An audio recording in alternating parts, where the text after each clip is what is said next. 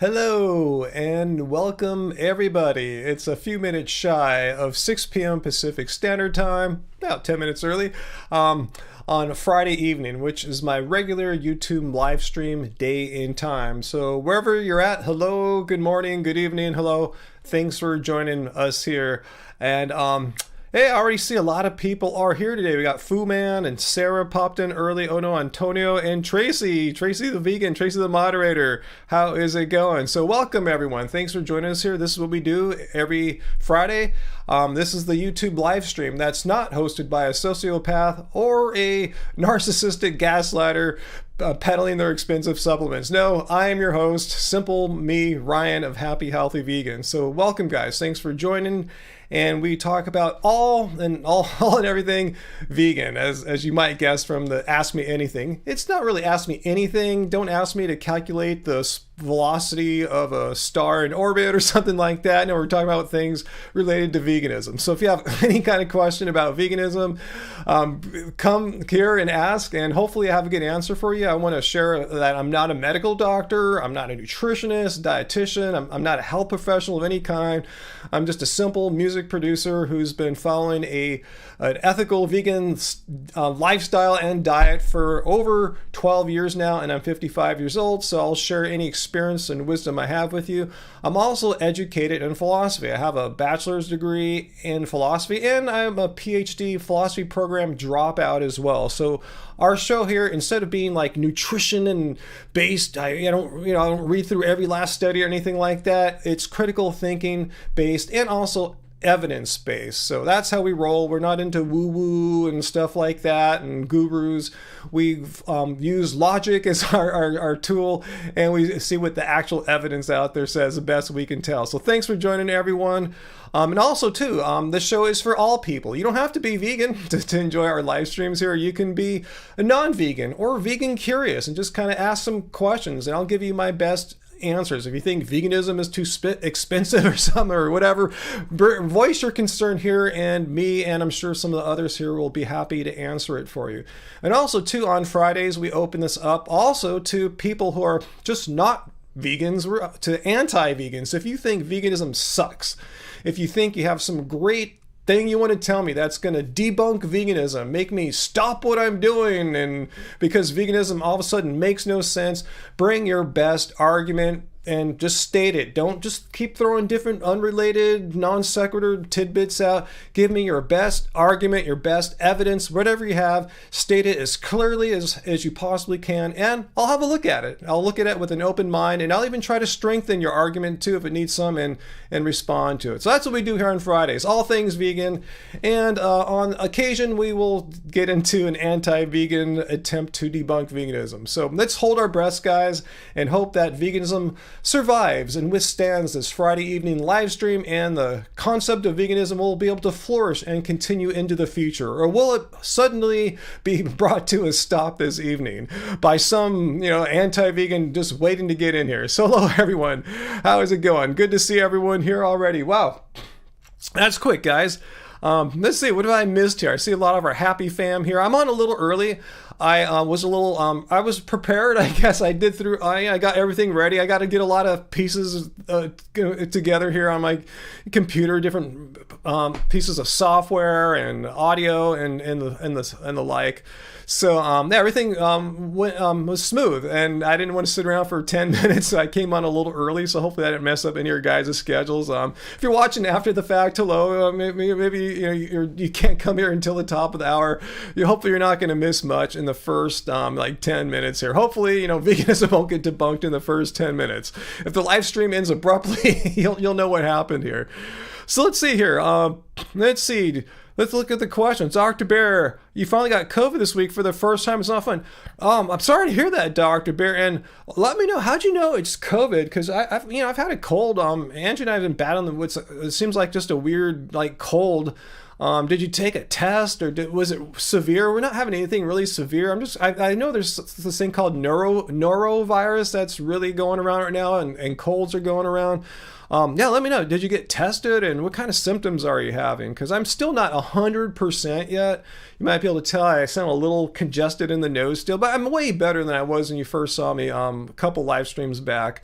it just hit me like the night before. You know how it is the first day. It's always the toughest, I think, first couple days. I went to the gym today. I did my thing, so I can't be that bad, right? You know, I didn't play against any people, but I did some dunking practice, which takes a lot of energy. I wasn't up for that a week or two ago. So anyway, hey Sarah, how's it going? Hello Sarah. Hello, I hope everyone had a great week. Now it's time to unwind. Let's all unwind and have a good time. That's what Fridays here are about, having a good time. So thanks for the first super chat tip of the evening there today. Our friend and channel member, the Heavy Metal Vegan. Thanks so much. Yeah, heavy metal. Or did I? Yeah, I was getting this is heavy metal, right? And this is hang loose. Anyway, thank you. And I'm wearing, my heavy metal based vegan shirt. This is actually the first vegan t-shirt I ever got. It was before I discovered like vegan YouTubers and stuff like that. There's this little vegan store next to a vegan restaurant that we used to go to all the time. It's not there anymore. But anyway, let's see. Yeah, Tracy, Norovirus is a nasty stomach bug. You'd be blowing out both ends if you had it. Angie's had a little I looked it up. It sounds like we might have some touch of the Norovirus, maybe. I don't know. Let's see. Dr. Bear. That doesn't sound like fun at all. Let's see. Okay, you did test positive, Dr. Bear, and you've had a runny nose, coughing, fatigued, and fever. Huh.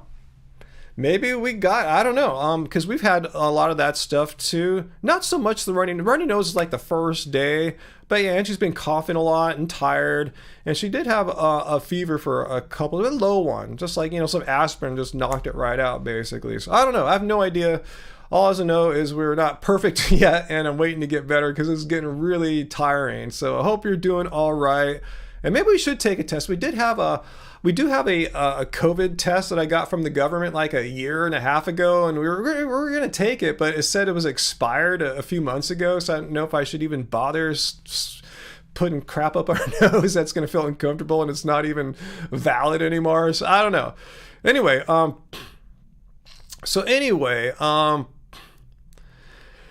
let's see. Yeah, I heard Norovirus is highly contagious. Unlike COVID, I think we've been taking all the precautions. That's why we don't really think it is, because every time we're indoors, we're masked up, we're vaccinated and all that stuff. When we're outdoors, yeah, we take our masks off, we go out and all that stuff. But we're indoors, we're masked up. But I read, because it's airborne, it spreads through the air, you inhale it through the air. But Norovirus and colds, I read, are not like COVID. The preventive measures that we're taking to stop COVID can help with these other things, but they're not as foolproof. Like I was reading, like you can catch the cold just by like touching contaminated surfaces or stuff like that. Even in the air, if you're walking at face level and someone coughs, you could walk right through a cloud. And anyway, then it can hit your eyeballs. Fortunately, I have glasses that might help out. But anyway, what else? We'll see what's going on here.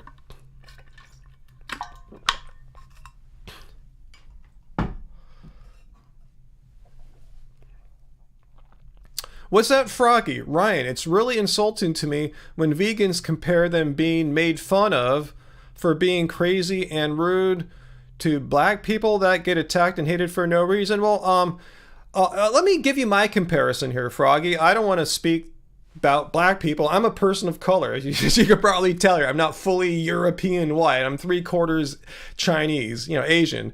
So basically, I've experienced racism at various times in my life. Yes, it happens here in the United States, even in Southern California. I've experienced racism, which means people will say mean things to me, hateful things to me, not based on anything about my character or accomplishments or anything about me other than the color of my skin or my slanted eyes or whatever, my ethnicity. People will hate me only for the reason of my ethnicity, or say hateful things at the very least. Maybe they can say hateful things without hating you, but anyway, I can't get into their intentions. As a vegan, I've experienced the same kind of bigotry. People will hate me not because of who I am or anything about me other than I've made a lifestyle decision to not consume animal products. It has nothing to do with these other people that hate me. I just made a personal, I wasn't thinking about all these other random weird people I've never met, thinking about myself. It's a personal decision I made to not have animals die for me. Because I made that decision, though, there are people who have, almost on a daily basis, if you count YouTube comments, express hate towards me. for that decision. It's not because I attacked someone, which I don't make attack videos.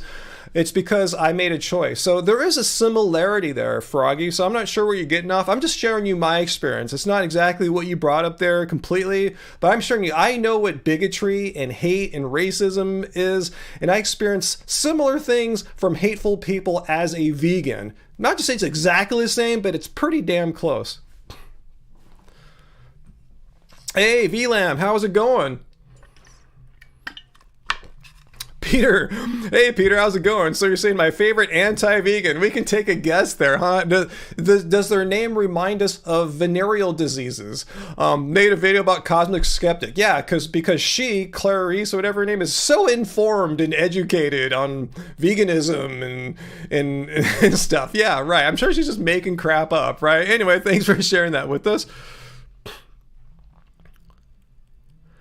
Froggy says, Ryan, your comments on my Cosmic Skeptic video shows how vegans are rude. Okay, please, you're making a very specific claim there, so be specific. You're talking about my video, my words, my comments, so please tell me what I said about Cosmic Skeptic that was rude. Be very specific. Just don't make these vague, broad generalizations. Be specific. Provide a specific example of something I actually said in my video, not something you think I said, but something I said with my own mouth, something I said about Cosmic Skeptic that was rude. I'm listening, so I'll be looking for Froggy, and please let us know what I said that was rude, because all I'm doing when I make these response videos to these why I'm no longer vegan people, I'm holding them accountable for their claims, and I'm trying to give them the benefit of the doubt and trying to understand what they're saying to see if it makes any sense. And all I'm hearing from him is, oh yeah, I'm not going to tell you, but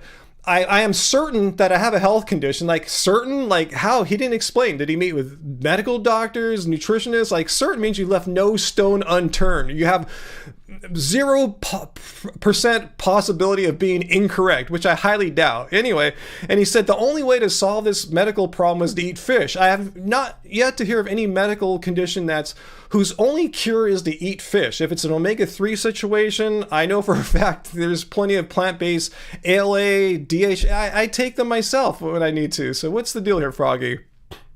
Froggy, you make videos so your people can go and attack them. That's a cult. Where in my video, Froggy, you're just gaslighting us. Let's look at the rules here, because you're already on flimsy ground here. Here are the live stream rules, and notice on rule number 3, when trying to debunk veganism, I've added gaslighting. I will only discuss one of your claims at a time, and you're bringing up new claims. You're throwing poop on the wall. Just stick to one thing. First you said I'm being rude. Now you're saying I'm encouraging my viewers to attack him, and so you brought up a second claim here. Anyway, don't move the goalposts and no gaslighting. I'm detecting a high degree of gaslighting now, Froggy. I asked you for one thing, and you failed to do it. I said, you're the one that made the claim that my video was rude. And I asked you for one specific example, a clear example of me being rude, showing intentional rudeness. So now you come back and throw a poop on the wall. You made another claim about how I'm encouraging viewers to be rude to them. You provided no evidence. You're throwing poop on the wall. Okay, you never said it's my comments, but you said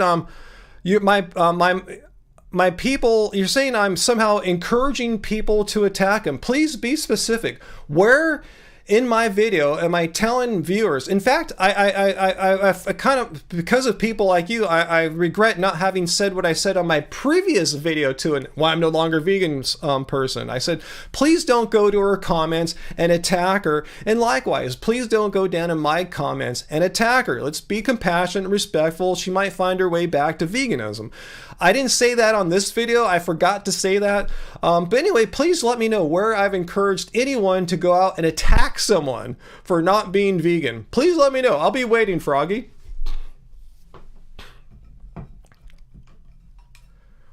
Yeah, and VLM, you're right. Some vegans are rude. I have no control over that. Some vegans are really sweet and loving and would never say a mean word towards anyone, even someone like Cosmic Skeptic, okay? And there are vegans who attack me. They're such a-holes. They attack me because I don't say the right things they wish every vegan activist, or even vegan, they don't even have to be an activist, must say. They must do veganism some certain way or a complete a-hole. Some vegans are complete effing a-holes, and I ban and block such fascist, narcissist sociopaths. But anyway, please, I'm not responsible for anyone being rude because of something I said, because I don't promote rudeness. I never encourage people to go out and attack or be rude. So Froggy, unless you have something new to say, we're gonna have to time you out because you're just kind of throwing poop on the walls at this point. Hey Fallon Marie, hey Jesse 12 String. So I must have missed a few comments there. So anyway, hey, Jen Marie. Hey, AJ Vintage. A lot of people have come on since my last rant there. Let's see, Peter, you're now going to a different vegan camping event in British Columbia. Cool. Are you still going to the one in England now? The one that Cosmic Skeptic is supposed to speak at? What's he going to say? Hey, guys, I know you guys are all vegan and you hired me when I was a vegan, but I think veganism sucks now. Well, what's going on with Froggy's comments? I see him make a post. I assume it's a he, and then it goes away. Is he deleting his own comments, or is Peter getting them?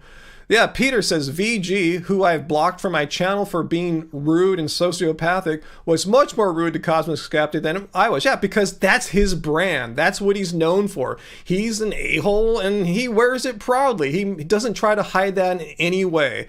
So yeah, if you want to, Froggy wants to go attack VG for promoting mean, hateful attacks in the comments, encouraging his viewers to do that. Maybe that's a better place to go bark up that tree, but not here. Anyway, and I say that I'm not saying this behind VG's back. I'm saying this out in the open. Yeah, he knows that's his brand, to be mean and rude and tough, and yeah, that's what veganism. Yeah, we're tough, rude guys. Yeah.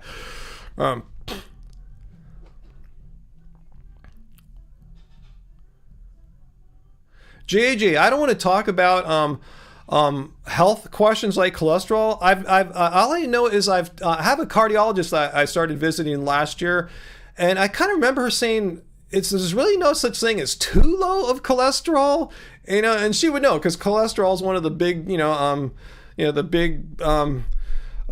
that cardiologists are not into. Just it's one LDL cholesterol is the leading correlate for coronary heart disease risk. So I would talk to a cardiologist, because you probably just visited a general practitioner, internal medicine doctor, I'm assuming. So it'd be good to get the opinion of a cardiologist as well, as far as is your mother's cholesterol, or look at the blood panel and have the cardiologist give his or her opinion. But from what I understand, I haven't again, I'm not a medical doctor. I've never heard her say that too low is bad. Maybe there's some extreme rare conditions. Go get it checked out.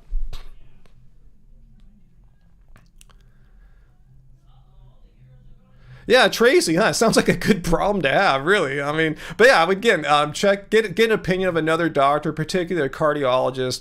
My guess as a music producer and non-health professional is that it's probably safe, but don't take my word for it. I didn't go to medical school for all those years. I don't ever meet with patients because that would be illegal, and I would kill you guys if I were your doctor, because I don't know the first thing about practicing medicine.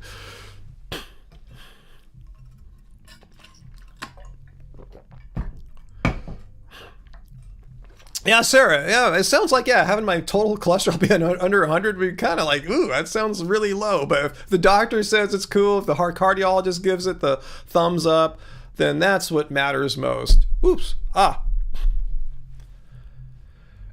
Aaron X. Ryan putting HHV on his back? What do you mean? Angie puts out shorts. I don't know if you guys are fully subscribed to her channel. If you know, Angie puts out reels or shorts like daily for the most part. I put out like one video a week and typically one live stream a week. So Angie's putting out stuff pretty much daily. So we've kind of divided the duties, I would say. She feels more comfortable in that medium, and I feel very comfortable in this medium.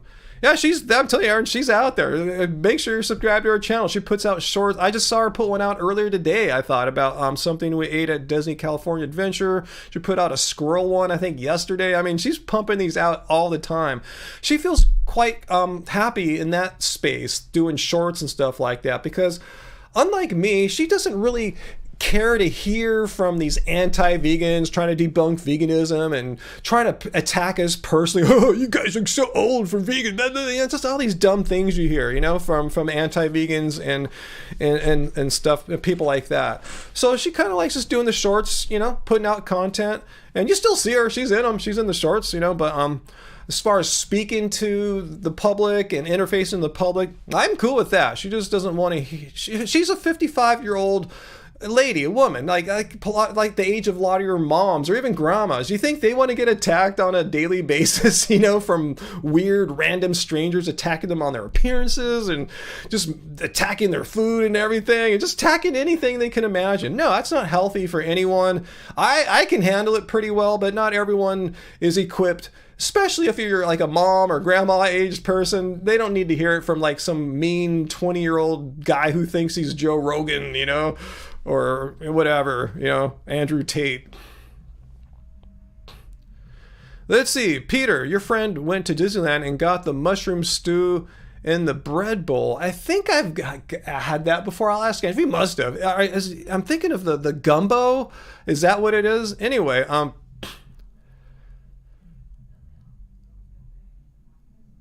hey, Uncle, how's it going there, Uncle? Have you been on all day? I didn't see you. Let's see, Uncle. There's supposed to be good and bad cholesterol, HDL and LDL respectively. Yeah, from what I've read though, and again, I'm listening to like cardiologists on this. They said they haven't really noticed any protective effect having a high HDL as far as like, making you like heart disease proof or something, or even risk lowering. It's really the LDL. That's where the solid science is. Increased LDL is associated with increased risk for cardiovascular disease. The HDL seems to be not a bad thing, but it seems like low HDL, from what I could tell, again, I'm not a doctor, I'm just going by all the podcasts I've heard with various cardiologists, that if you have low HDL, it's not really a bad thing, but high LDL, definitely not a good thing. Hey, Fall Dieting, how is it going? Bianca, I'm with you. I'm with you. I'm reading Bianca. I can't stand anyone attacking her, being Angie, my wife and channel partner here, especially on her looks. Yeah, people think about it, Bianca.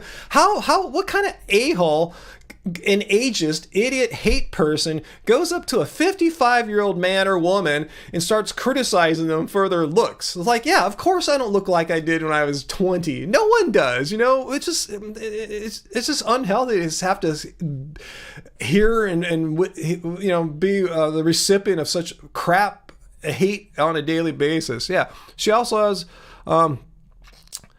she's a healthy, thriving, wonderful woman inside out. And I hope, most women would love to look as youthful and pretty as Angie does at age 55. I know, I got a good deal going on here. She's beautiful still, inside and out. And, and not having to deal with all these idiots on a daily basis like I have to, I think is really good for her mental health. I tell you, I'm equipped better to handle it. I'm a dude. Not to say it's okay to hate on dudes, but I'm a bit tougher, I guess. I'm a tough guy. I can handle it. I know when these people are throwing hate at me, I know they're just pulling crap out of their butts, not to get too graphic. They're just throwing crap out of their butts, and I know there's no truth or substance other than poop to that's coming out of them. Yeah, Chris Cooney, Vegan Zombie. Did you guys, anyone follow Vegan Zombie? It's funny, some hater typed in some comment, I forgot which social media platform it was. You look so old, you look like you're 30. That vegan diet is doing you bad, you need to eat some meat. And he says, well, thank you. I'm actually like 46 or something like that, so thank you for saying I look like I'm 30. Like, what'd you think, I was 18 or something? These people are such, and let's just say he didn't look good for his age, which he does. Vegan Zombie looks great for his age. Amazing. Say he didn't, so what? Veganism is not a way of living which seeks to make people look as young as humanly possible. It's an ethical stance against animal cruelty, and we eat a diet that's consistent with that belief. It has nothing to do with making you look as young as possible. You know, it's ridiculous how people why do vegans have to be the fountain of youth? Like, how come it's not Mediterranean diet or the, you know, whatever diet? How come vegans are held to this weird, bizarre standard of being the youngest looking people in the world? It's ridiculous. Thanks, Plants. And yeah, I know I don't listen to the haters, but it's hard. You know, I can tell Angie, just don't listen to them.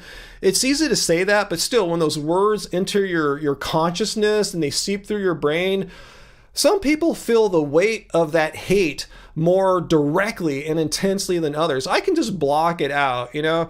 I just go, what an idiot. I look, if they say something about my looks and my age, first I go, it has nothing to do with being vegan. Secondly, I know I look okay for my age. At worst, I look average. At worst, average. I think I look a little better than average for me, but it's irrelevant. I don't care. I didn't go vegan to look good. It's stupid.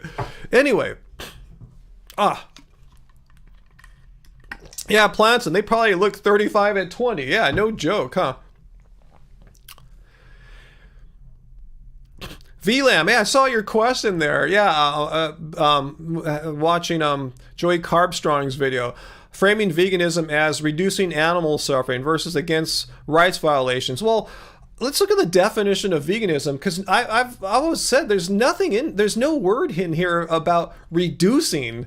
You know, reducing suffering or anything like that. They don't mention suffering, for one, and there's no mention of reducing suffering. So any vegans that say veganism is about the definition of veganism is reducing animal suffering, well, they're not looking at this particular definition of veganism. And I want to state up front, I'm not bagging on Earthling Ed, because I know he mentions that often in his, like, when he debates people or does his Socratic method live in public on his videos. And I think he's doing that to make a point. I know Ed's against animal cruelty and exploitation.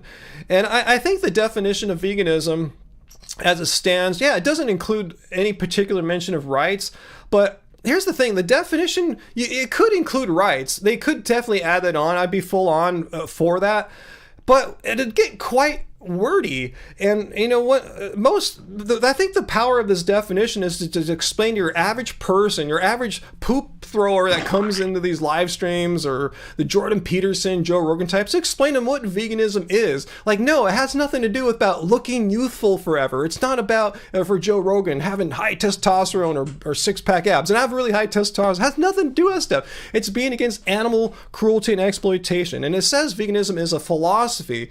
And once you start peeling the onion back of the philosophy, yeah, the animal rights is right there under the surface. That's the hallmark of the philosophy, I believe. But I don't know how this definition wouldn't turn into like a mini, like a treatise if it got like too many sentences in it. So yeah, if there's a way to include rights in here without making it too verbose, and we don't want it to lose the impact it has right now. Just a simple explanation of what veganism is, a philosophy against animal cruelty, as far as possible. You know, we gotta maintain the simple clarity that it has now. But veganism definitely is not about. The essence of veganism is not reducing animal suffering. It's a byproduct of veganism for sure. If you follow this. If you're against animal cruelty exploitation and you do something about that, not consume animal products for food, clothing, or any other purpose, by default, by logical consequence, animal suffering will be reduced. But it's not like vegans go around, oh, there's a suffering duck, I'm going to go put a Band-Aid on it because that's what vegans do. He has a sore elbow or something. Like, no, that's the job of a veterinarian or something like that. So anyway, that's my 2 cents on that.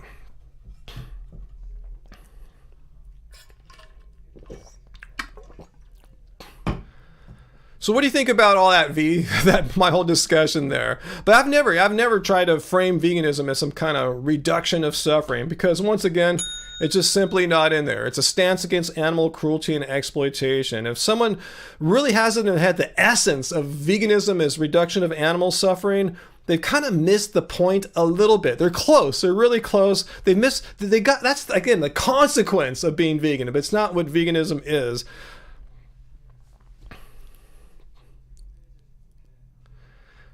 Yeah, Peter, I saw your post. I think was it on Facebook? Or, yeah, it was Facebook. Yeah, a 20-plus year Chinese vegan restaurant is closing in Victoria.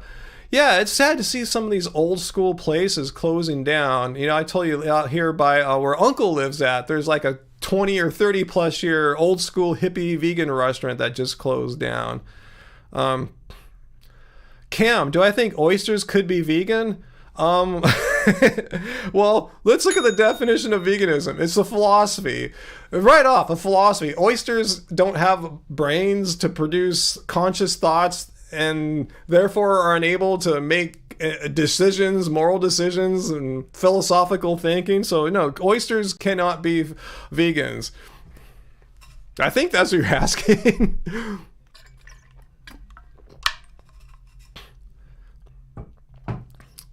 And Graven Babies, I saw that message you sent me today about your thoughts about why a lot of people make these "why I'm no longer vegan" videos. You know, it's, you know, anyway, I think you're onto something there.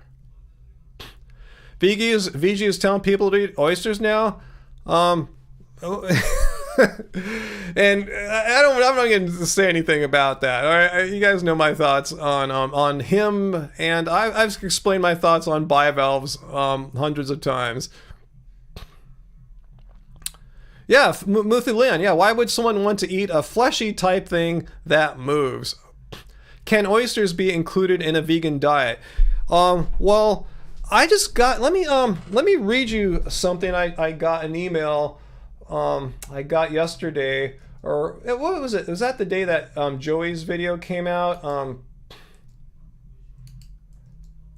Hang on one second here.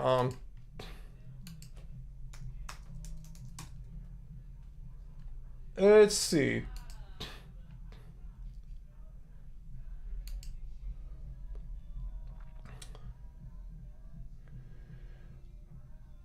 I mean, there's evidence of oysters having some kind of thoughts, not thoughts, but you know, behaviors that indicate something more than just being a piece of flesh with no kind of I don't know what the word is I'm looking for. It's like, let's see. There's we actually could watch a YouTube video, swimming bay scallops, Hermosa, Florida. You can see a bivalve noticing and then trying to swim away from a diver. If you watch a video entitled "Live Clams Move Around on Diner's Plate," you can see them trying to dig a hole to hide from dangers, which they do on sandy beaches. So here's my whole thing. I'm just saying they are in kind of this gray area. It's not entirely clear to me. I'm not a marine biologist or anything of that kind. They display some traits of sentient beings, but not the slam dunk, because they don't have a full-on brain and central nervous system. They have some more primitive versions of that, which plants don't have in any way, shape, or form. So since they exist in this gray area and they seem to do some things that might indicate they might kind of have some understanding in some sense of what's going on around them and danger and stuff like that, why eat them? Just leave them be. They're scum-sucking, pollutant-removing, detoxifying the water thing in the ocean. Why would you want to eat them for? I could see if you're stranded on a desert island and there's a bunch of bivalves and that's all you have, or you could go kill a cow. Yeah, eat the bivalves. Leave the cow on the desert island. Eat the bivalves until you can be rescued and brought to safety. You don't want to die, right? So yeah, but barring that, I'm sure VG's not trapped in a desert island or anything like that. So barring that, if we're just, you know, like safely tucked away in our homes or walking along the beach, why eat a bivalve? You don't need it. There are no essential nutrients in bivalves that you must eat, without which we will become nutritionally deficient and die and get sick, increase disease risk or anything like that. So yeah, when in doubt, go without. There's a gray area. I'm just going to err on the side, leave them alone. They're full of toxins and pollutants. They fill a niche in the ecosystem, and why do we need to yank them out to eat them needlessly? I'll just eat other stuff and be just as healthy, if not healthier, without all the crap that's in their watery flesh. Anyway, that's my 2 cents on that. If you disagree, totally cool. But I go, why eat them for? What's the whole point? Since they're in this gray area, I'm just going to do without.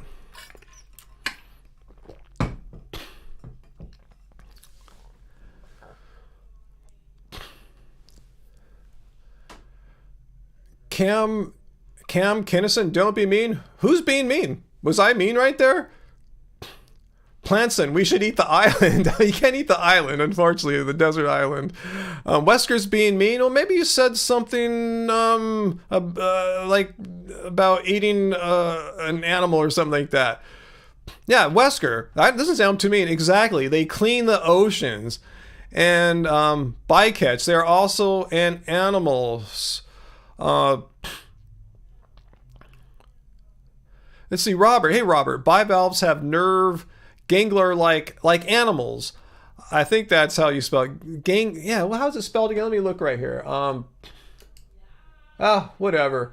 Anyway, yeah, just leave them alone. You don't need to eat them. You're not going to die without them. You're going to be just as healthy as you were before, if not healthier, because we don't have all the pollutants and toxins concentrated in them. So I'm not sure what's going on.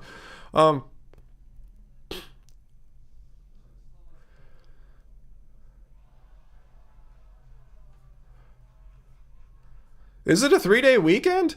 Let's see.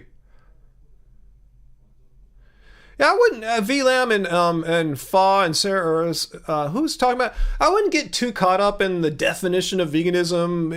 About how it's not about reducing animal suffering, because it's not in there, as we saw. It's definitely not in the definition of veganism. No mention of the word suffering, let alone reducing or reduction.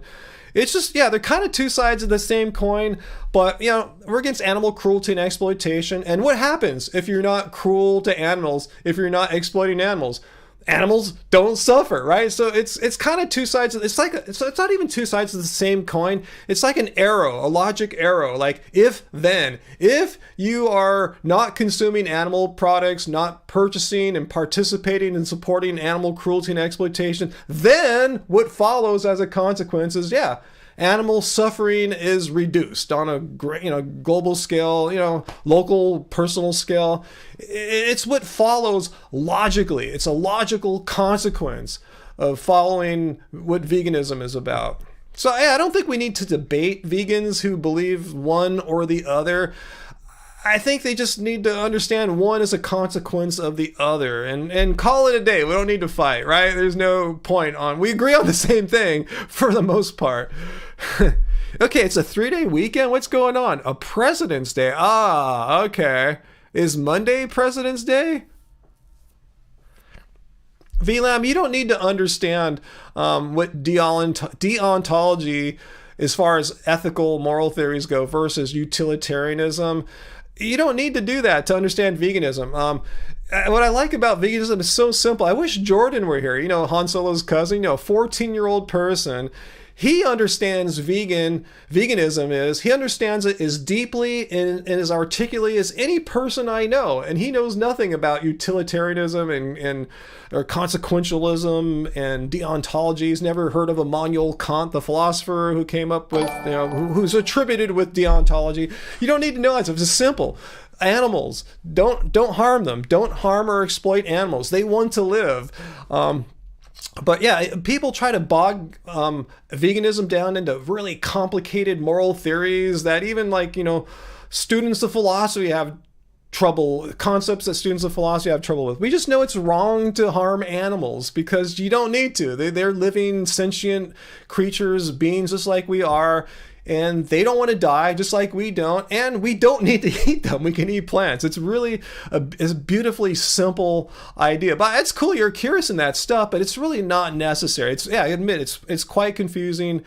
And it has, I don't think, you definitely don't need to know any of that stuff to understand what veganism is, because Jordan understands it beautifully and perfectly. Hey, Caro Vegan 94 EC, thank you for the super chat tip there. Thanks so much. Much appreciated there. The second one of the day here. Yeah, we had Heavy Metal Vegan when we first started, and you now Caro Vegan 94 EC. Thanks so much. And if anyone wants to leave one on Streamlabs, that's the comment that I have pinned at the top of the chat here. Streamlabs is great because they don't take any cut whatsoever. You still get your message on the screen right in front of my face. So either way, use YouTube, use Streamlabs. So Streamlabs is a little bit more generous as far as not taking their cut. Hey, Atomic Vegan, thank you. There, that's what I'm talking. She used I Streamlabs. had Tuscan kale pilaf for dinner and was so good.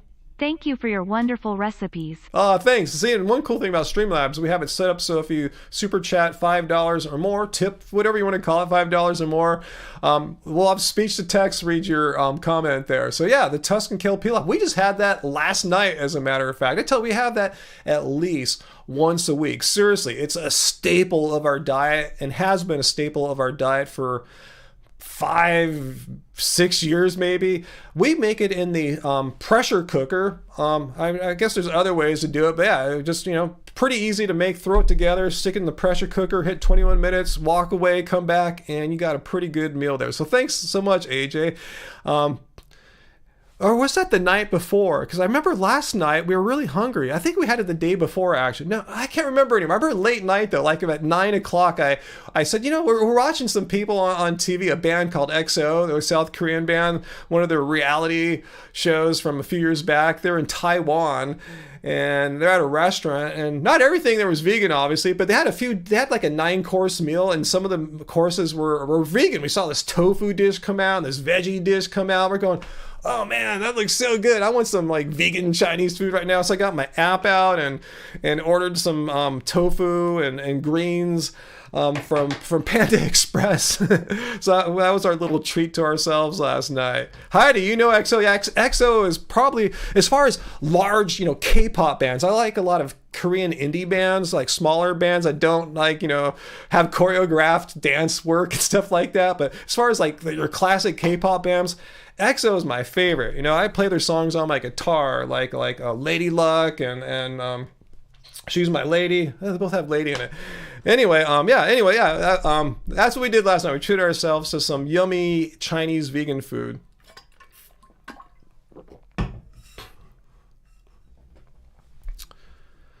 Flip, yeah, I talked about it last week. Yeah, many years back, I think it was 2012, we went to an Indian restaurant. We ordered a mango lassi and made sure, let them know we were vegan, talked to the manager. Yeah, because, they often like to put ghee, butter, and stuff. They said, totally cool, we got you covered. And we ordered a mango lassi before the meal, and I had one sip. Hey, there's some butter in here, right? And he said, and he yelled at the employee, and they brought us out a proper one. So it does happen on occasion. But that was the last time I remember that happening. You listen to EXO in the shower, Heidi. Awesome. Yeah, some of my favorite EXO stuff is from the tour in Japan. There's all these videos of them on YouTube, the acoustic set, as I call it. It's like, that's what really impressed me about them, because most K-pop bands, like there's a lot of backing tracks when they sing. They don't know how to play their instruments. Well, EXO does. They have 2 guys rocking it on guitar. Chanyeol is an amazing guitarist. He might even play acoustic guitar better than I do. When I saw them out there just playing their instruments with no backing track, just sitting on a stage, unplugged, their voices, and they're probably the best vocal group of all of them too. There's so many amazing singers in that band. But anyway, yeah, I don't want to make this about Kpop. I'm just saying, yeah, I love them. And we'll probably continue watching them tonight. Their reality show when they visited Taiwan, playing games and stuff like that.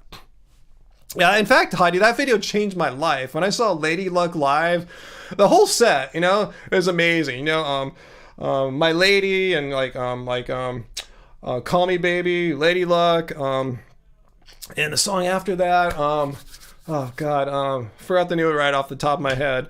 And One and Only, that whole thing changed my life. Love Shot, yeah, it was cool to see them play that New Year's Eve without Bach Young, but yeah, they've totally changed my life, big time. Who's your guys' favorite? Graven and Heidi, who you stand in the band?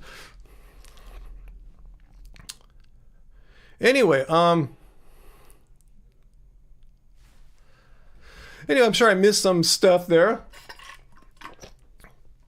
AJ, I love vegan Chinese food too. Being Chinese myself, yeah, when I saw the vegan Chinese food on that EXO reality show last night, Angie and I, oh God, we can't just let them eat it, even though it's like 2018, long in the past. We had to get some right then. Yeah, we love them all too, Heidi. There's so much talent in there. They have like 3 or 4 just world-class vocalists. Like say BTS has 4 vocalists. 1 is world-class. Like Jungkook is world-class, but EXO has 4 world-class vocalists. And then You stand Chanyeol, yeah, Chanyeol. You know, he's an awesome like baritone vocalist. Like he has the same range as me, so I kind of relate to him. He's tall like me. He's like 6'1", and yeah, he plays guitar really well. So I like Chanyeol, but yeah, I think Bach Young is my favorite. I just love his voice so much. I think he's like he's my favorite singer in the world right now. They're all good. There's so many good people in that band. Anyway, what am I missing here? I could talk about Korean music all day, I guess. So. Does my hair look a little bit like Chan? Actually, I kind of like got this haircut to look like Kai's a little bit. If you EXO fans, I kind of was fancying Kai's hair because Kai has a high forehead like mine. And he often has it kind of like mine, kind of dangling down like this. So I kind of, his haircut was inspired by Kai.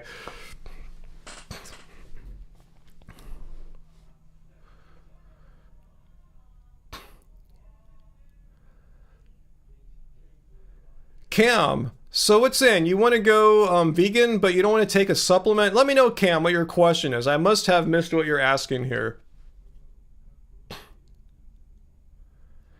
Piglet, what's your question here? Do you guys tell the lions to eat grass? No, veganism has nothing to do with lions. Let's look at the definition here, Piglet. It's about humans. It's a philosophy. And as far as I last checked, only humans are capable of producing philosophy, understanding philosophy, following a philosophy. It's a philosophy and a way of living which seeks to exclude as far as possible and practicable all forms of cruelty and exploitation of animals. So no, we don't force lions to eat anything. So do you have a real question about veganism for me rather than vegans forcing lions in the wild to eat something? No, it's about humans. It's not about lions. Lions aren't moral beings. They're not like us. They're not capable of making moral decisions. Cam, you want to know if there's a more natural source of B12 instead of a pill? Yeah, it might be a little harder to find, but nutritional yeast has B12. We put it on our stuff every day. Something called duckweed has bioavailable B12. Let me show you what I've been taking for years. This supplement here called Clean Green Protein. It's duckweed. The trademark name is Lentine. It's a plant called duckweed and it has 3 or 4 bioavailable forms of B12. Don't believe me? Let's read the nutrition package here. Let me zoom in and you'll see vitamin B12. It has 0.47 micrograms, which is 20% of your recommended daily. One scoop of this gives you 20% of your recommended daily value. So if you want something natural, it can be done. Fortunately, they don't make this product anymore. They just had to discontinue it like a few weeks ago because of a supplier issue. So anyway, if you're looking for the most natural form, you can look for duckweed. I use that and also sometimes take a sublingual. What's a bilingual? That means you speak more than one language. A sublingual spray. And you know, my B12 levels are sky high, like 1,000, you know, like I'm in the top 5 or 1%. So hopefully that helps you out there. Hey Michael, how is it going? Yeah, you can take a multivitamin, and there's nothing shameful or unnatural about taking a vitamin. I mean, it's not like the vitamin market was created for vegans, you know. It was created for regular non-vegans to take. You get some extra nutrition they might need to supplement on. So there's nothing wrong with taking vitamins. It's not like vegans are these weird people that only take vitamins. No, a lot of vegans don't take vitamins, and many non-vegans they're taking the most more vitamins than anyone. VLAM, natural is not necessarily good. Not necessarily good. It's like thinking that or assuming that it's necessarily good. Natural is necessarily good. It's an appeal to nature fallacy. It's a known fallacy. The assumption or the assertion that if something is natural or happens in nature, it ought to happen. It is good. It should happen more. We should strive to be more like that. That might be true in some examples, and other examples you wouldn't want to do what happens in nature. It's a fallacy to assume what happens in nature is right or ought to happen or should be emulated.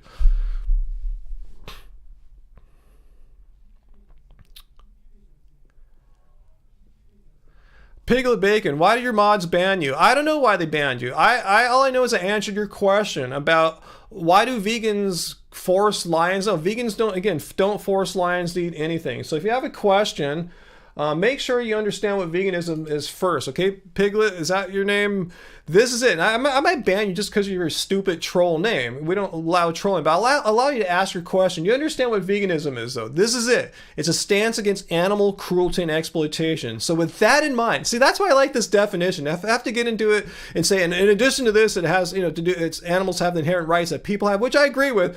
It gets more convoluted and complex. But this definition, any person, high intelligence or low intelligence, should be able to grasp what veganism is. Animal rights, they might not understand that because they might not even know what human rights means. It's a more complicated concept for some people. If you're younger or not that educated or whatever, this is something any normal, or I should say any reasonable person should be able to grasp. So if you have a question, Piglet, yes, but why do you care for animals if they aren't vegan? Well, what do you mean animals aren't? You're totally trolling. Let's look at the animals that people eat. Are you telling me that cows, pigs, and chickens are carnivorous? Is that what your assertion is? Because last time I checked, those are all herbivore creatures. So yeah, the animals that you guys like to eat, you animal eaters, you're eating vegan animals, basically, animals that eat plants. So there goes your whole argument there. But again, we don't care what animals eat. I understand that my biology is different from a cow's biology. They have different stomach things going on. They're ruminants. Their stomachs process foods that we can't process, like dry grasses. They can turn that into nutrition, which we don't. Other animals, like say like a lion or tiger, which you brought up earlier, they have a whole different biology than humans do, or than cows do. So I don't discriminate against animals. I don't hate animals because of how nature or God wired their innards, their biology, or anything like that. Is that what you want me to do? You want me to hate some animals the way that God wired them? I'm not sure if I understand your question, but your whole thing that animals eat other animals, no, the animals that you eat, Mr. Piglet, are basically animals that eat a vegan diet. They're not vegans. They're not capable of moral thought. They can't make a decision or anything like that that they're against animal cruelty and exploitation, but they eat plants. So your whole argument makes zero sense.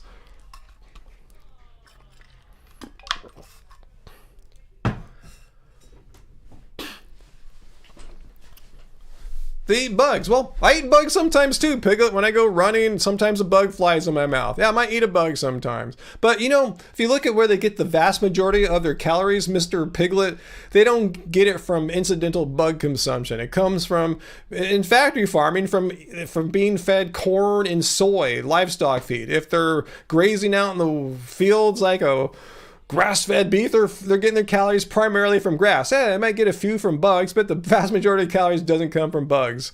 Anyway, that's it, Piglet. We answered your questions. We don't care what animals eat. We know animals are all individually, each species has their own unique biology, which is not necessarily like ours or like another animal's. Vegans don't care. We don't discriminate. We care about what we can do. I don't care about what a cow can do or a lion can do. I care about what I can do and other humans can do. We don't need to consume animal products to be healthy and thriving and stay alive and all that. We're fine eating plants, and that's not my opinion. That's the opinion of, let me get to it, of health organizations from around the world. Again, I'm just a music producer, musician, YouTube guy. I'm not a doctor. Don't listen to me. Listen to Dietitians of Canada, British National Health Service, British Nutrition Foundation, Dietitians, Social Australia, etc., etc. They've reviewed the scientific literature. Eating a balanced, sensible vegan diet, nutrition adequate for all people, pregnant, whatever, athletes, you're cool. All right? Not to say Piglet is come, saying we're all cool. We can all do it. Hey, Johnny Bravo, how's it going? Hey, Bill Seabury. Yeah, Bill, animals eat what they have to survive. We don't have to eat animal products. Unless maybe you're trapped on a desert island or something like that. But yeah, we don't have to eat animal products. Absolutely. We're not in a survival situation. If you have access to a grocery store or a bodega or Costco or whatever, you're not in a survival situation.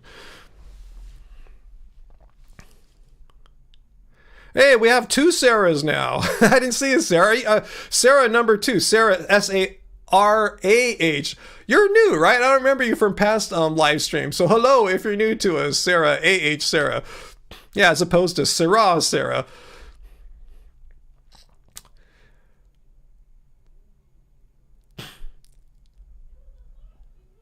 John, Stefan, yeah, you just figured it out. The best way is to get trapped on a desert island that has a Walmart. That's the way to get it handled there, huh? Let's see, Peter, did I see the video about the guy? They thought veganism was a privilege and you need to take supplements. Oh, let me see. Did you send that to my, where'd you send that to me, Peter? Did you send it to my Instagram? Let me take a look here. I've been so busy with all these, why I'm no longer vegan people. So let me see here. I see it, Peter. Yeah, veganism is a diet for the privileged. Giles Yeo. I'll check it out. I will check it out, Peter. Thanks. Hopefully it'll be a good one for me to respond to. I'll take it. Maybe that'll be my next week's video. I need to break it up. I know there's more. I saw some other why I'm no longer vegan videos. I don't know what's going on. I should take a pause for a second. I don't want to be the channel that only responds to why I'm no longer vegan videos.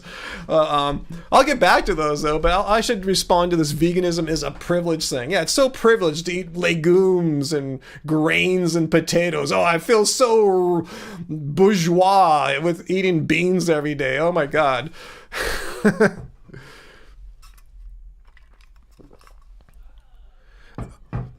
Chickens eat insects and mice. Okay, thanks, Johnny. You know, my point was, people always talk about the cow. You guys are, they're talking about, we eat animals that eat other animals. Last time I saw cows don't eat other animals. I don't think they're biologically equipped to. A desert island. That sounds much better, huh, Allison? A desert island. Graven, yeah, you sent me the story today about a senior citizen in Florida, I believe, that was attacked and killed by a single chicken. That's pretty wild. Yeah, I didn't read it. I just saw the headline and my mind was blown.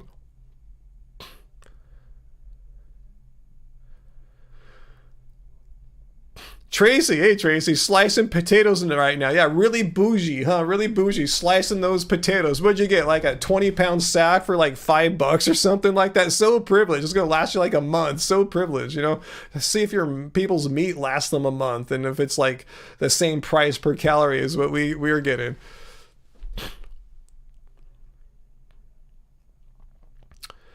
Don, you are right, though. Yeah, most vegans are indeed billionaires, huh? We all are. We have to at least be a millionaire to be a vegan. Not. Yeah, a desert island. That's what we want to get trapped on, huh? Yeah, if I was trapped on an island with nothing but desserts and I had to eat only desserts or face death by starvation. I know a lot of fruitarians would probably die by starvation, right? I'm not joking. And there's a lot of super vegans that try to they think they're making the most optimal healthy body imaginable. They'd probably die by starvation too. Now I'd eat the cake. If all I had it was Ben and Jerry's and vegan red velvet cakes and stuff on a desert island, yeah, I go cool. As long as I have a huge supply of this should get me through till I get found by the the rescue teams. Uncle, you boiled up a potato for lunch today, Uncle? Well, you are a bourgeois scumbag, right? No, just kidding, right? That's what some people think. Vegans are just eating all this rich, expensive food. What's that, John? You read an article that claimed white veganism is bad for vegan. What is white veganism? I mean, what does that even mean? What? I mean, yeah, in the United States, yeah, I'm sure there's more white people than, say, Asians, so we would think that there's more white people who are non-vegan, what does that mean? It's just the percentages play out, the same on both sides, roughly. Anyway. Carl Baum, you had a privileged meal, huh? Beans and spaghetti. Yeah, so privileged there. Eating those super expensive foods there. Beans and spaghetti. Oh my God, Where does the insanity stop here? Desert 101. Is this why people were talking about desert islands? Can someone who eats meat when forced by social pressures, like family, still be considered What do you mean forced by social pressures? Please let me know what forced by social pressures are, because I've been to some family events where there were no obvious slam dunk like vegan meals. Even though I talked to the waiters and stuff, they were able to bring stuff out for us because it was a Chinese restaurant. And despite all the meat inherent in Chinese food, there's always rice, there's always broccoli and greens and noodles. And stay away from noodles just to be safe, but they're not going to mess up greens. So what do you mean forced? I don't understand how someone can force you to eat meat, because we're at the table. This is at my mom's wedding when she got remarried a while back, and one of the guys sitting at the table, an older gentleman, he said, live a little. When he heard we're vegan, we don't eat meat. He's trying to say it's a special occasion. Hey, live a little. I go, if I'm going to live a little, I'm not going to eat some freaking dead animal. I'll go downstairs to Burger Lords and get me some vegan burgers downstairs and bring them up here. That's living a little. But to me, living a little isn't violating my moral, ethical principles because some family member, he's not even related to me, was telling me to live a little and pressure me. So please define to me how do you get forced to eat meat? Because I don't understand what that means. I've had some pressure like that before, and I go, screw you. I'll just wait for the rice and veggies to come out.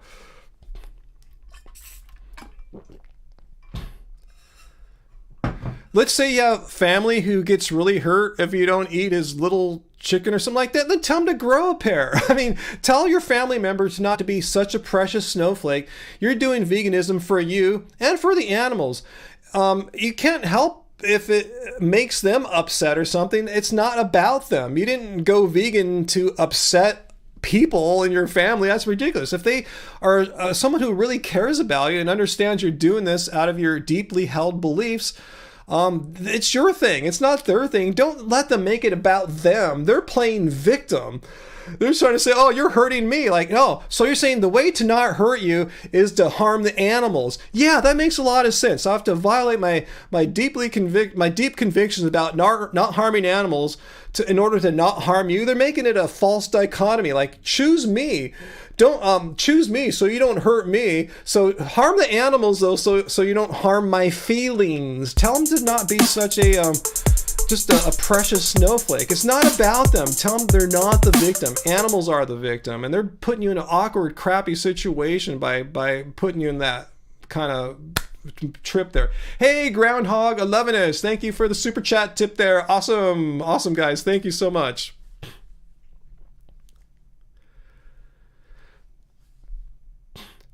Yeah, some of us prioritize our morals over peer pressure. Yes, absolutely.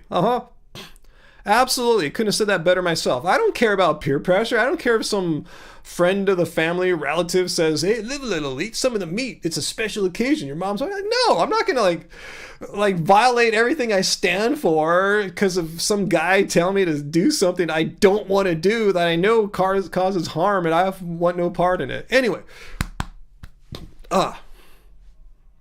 Yeah, Giovanni Perez. He does do it all the time. It's not so hard. Just tell the family member, hey, it's not about you. So please don't take this personally, Mr. or Mrs. family member.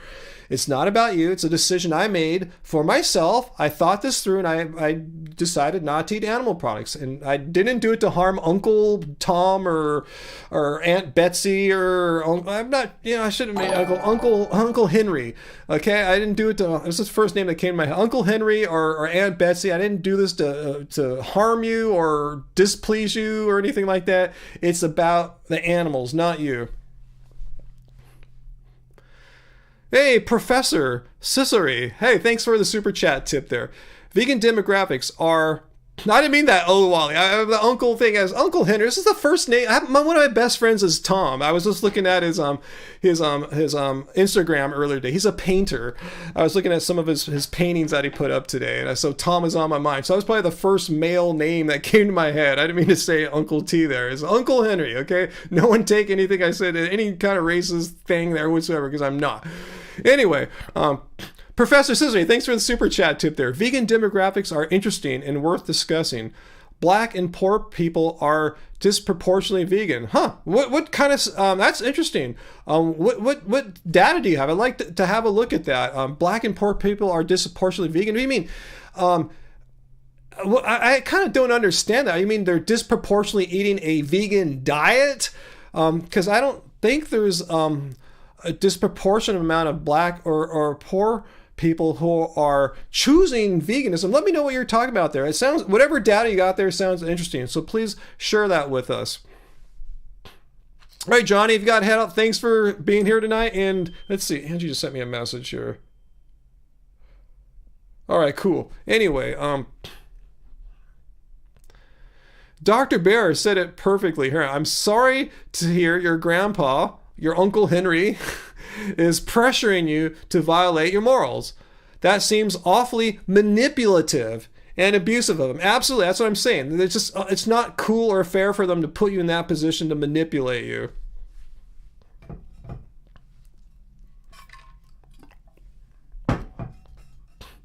Let's see. So John said about this white vegan thing is bad. Okay, so you're saying this article combined veganism with intersectionality.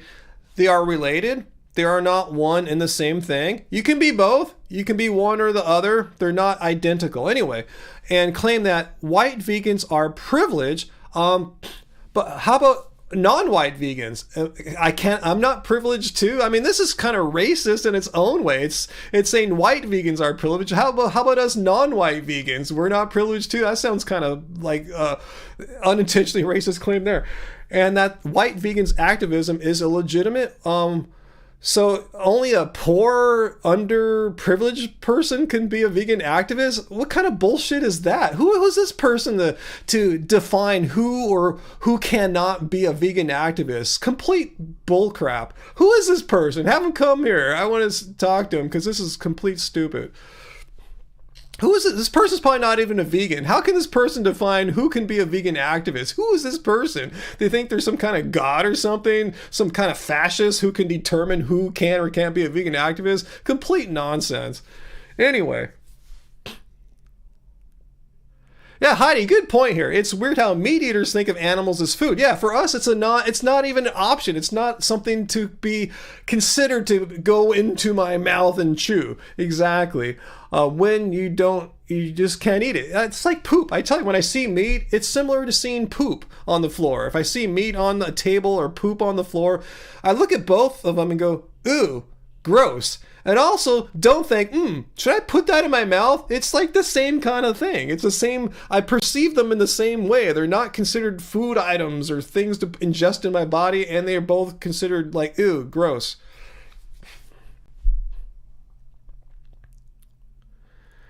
Rasputis, you got to put the beer on all that? Why not? You're doing my diet there. Yeah, that's what I'm advocating for, huh? The kale, beer, and Oreos vegan diet. Yeah, I mean, that's technically vegan. One could do that. I point that out just because some people think vegan diets automatically mean it's a health diet. Like, no. You can just do Oreos, beer, and kale and call it a day. Eat that every day, all day, and, it's a vegan diet. It shows you how veganism is not a health diet. It can be if you wanted to, and if so, yeah, you might want to expand from the Oreos, kale, and beer. Foo's getting excited. You got the desert joke. What was the desert joke?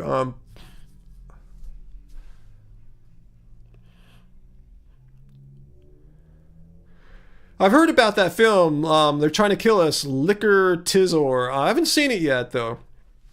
Is that John?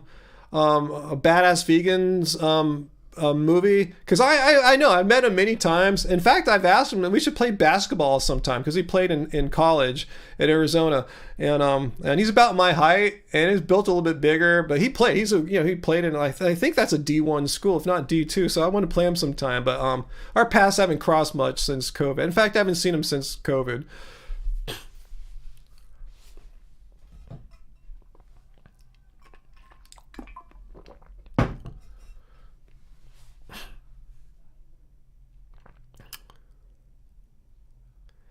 Muthulan, you're living on Cliff Bars for a while, so you can survive off those too. Yeah, exactly. Eat lots of things. Yeah, John Lewis. Yes, John Badass Vegan Lewis. I haven't seen his movie. I want to. I remember when he was filming it. I was around him a couple times when he was doing some production work for it. But I haven't seen it. I would love to see his movie sometime. Yeah, it's about it's if I understand the concept of the movie right, and you can correct me, guys, if I'm wrong. They're trying to kill us. He's an African American. I want to call him a young man. He looks young, but he's like 46 or something like that. Looks amazing for his age. So much for veganism aging people rapidly. Anyway, my point was he's African American, sharing his experience of how, in the United States at least, society and stuff set up so that African Americans are often eating some of the least healthy food. In fact, least healthy in the sense of like increasing disease risk, and pointing out all in his movie all the advantages of not eating that way and eating a healthy plant-based diet, a vegan diet, a healthy one, would do his community wonders. Did I get the basic synopsis of they're trying to kill us correct there? You going, Samuel? I didn't see too much tonight, Samuel. Brian's has something for me here. Let's put this on the poop wall here. All right, let me copy your comment here, Brian, so everyone can see what you're trying to say to me here. So let's do it. Cruelty-free. Oop, wrong one. I'm going to leave your words on this board for all my classes to enjoy, giving you full credit, of course. All right, 1 second, guys. Maybe get it up here. Let's see this comment here. I see someone trying to critique me of doing something bad or wrong here. So Brian is talking to me. Ryan, veganism should allow people to leave it if they want it. It can make people who aren't vegan feel easier about going vegans as they can leave whenever they want. Well, yeah, veganism allows people to leave. Let's look at the definition of veganism here. Not the health benefits of veganism, which are very important to understand, but the definition of veganism doesn't say anything about your not permitted to ever return back to your pre-vegan ways or anything like that. But as I said in many of my why I'm responding to these why I'm no longer vegan people, I've said I really personally don't care really too much if someone quits being vegan. Yeah, I mean, I'm disappointed, especially if I know who they are, but I don't care. I mean, we all have free will. People make decisions. I'm not there to hold their hands and advise them or anything like that. Yeah, if someone wants to quit veganism, like Cosmic Skeptic or any of these recent people I've responded to, cool. Just come out and say, hey, I'm quitting veganism, and that's it. You know, but just don't make up a bunch of crap and bullshit and lies about veganism on the way out. That's what I'm saying. Don't throw veganism under the bus. If you want to say, hey, I think I can make more money in these, like hanging out with Jordan Peterson's daughter, getting into that conservative alt-right crowd or whatever it is. I don't know what he's trying to do now. I'm not bagging on it. I'm just saying if he sees more opportunities elsewhere, just say it, or say, you know, I got into veganism because I debated someone and I saw their logical argument made a lot of sense, but I never got into it ethically or morally. I got into it for logical reasons, and now those logical reasons aren't keeping me pulled in because I want to eat Oreos and beer all the time, and it's not working out for me health-wise, so I need to eat meat. Just don't lie about, just say I'm quitting. Don't make up crap about veganism is not healthy or causes health issues or something like that, because it doesn't. And again, don't take my word for that. Let's take the word of health organizations from around the world. I saw the super chat tip there. I'll get right back to it. Just take this. Veganism is not a diet that wrecks your health. It's assuming you're not doing something stupid like just eating junk food all the time or raw carrots all day or something like that. A balanced, sensible diet is nutritionally adequate for all people in all stages of life, according to health organizations, not myself. I'm not a doctor.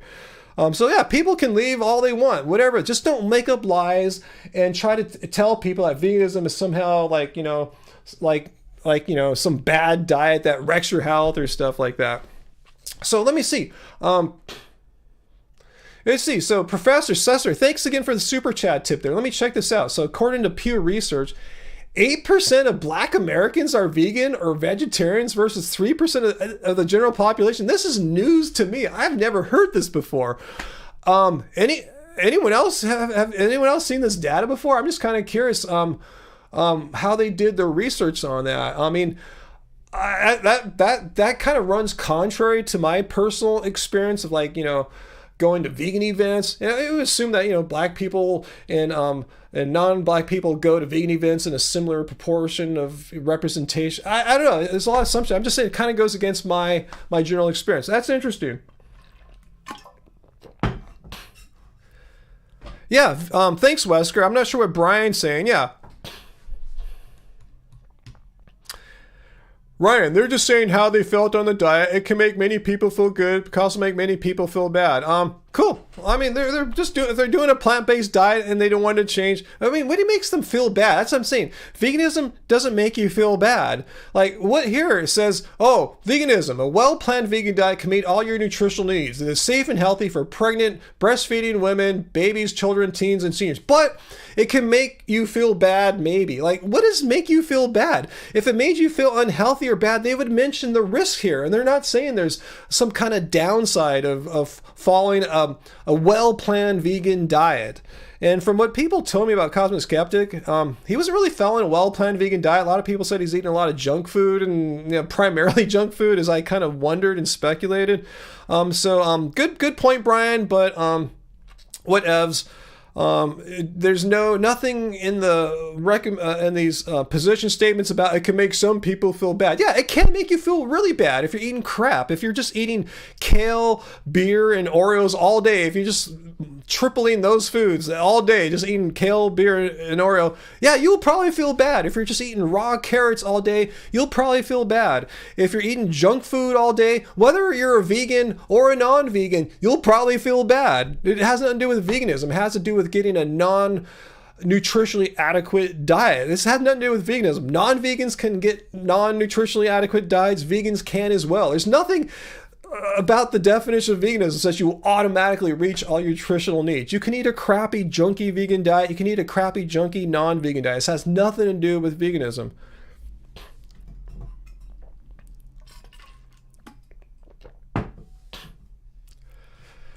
All right, Brian. All right, you're just throwing poop on the wall. Ryan, you can show all the science in the world, but how will a paper change how they feel? Maybe they're not eating the best diet in the world. I'm saying you're just assuming they're eating like a nutritionally adequate diet. I don't understand. Please explain to me how if you're eating a nutritionally adequate diet, all your body's nutritional needs are being met. You're getting your blood checked.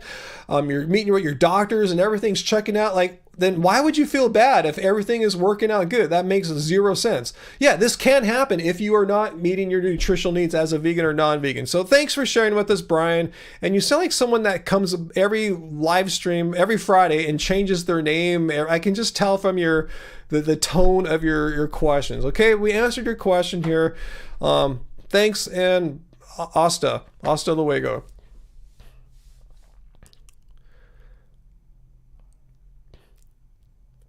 All right, so what have I missed here?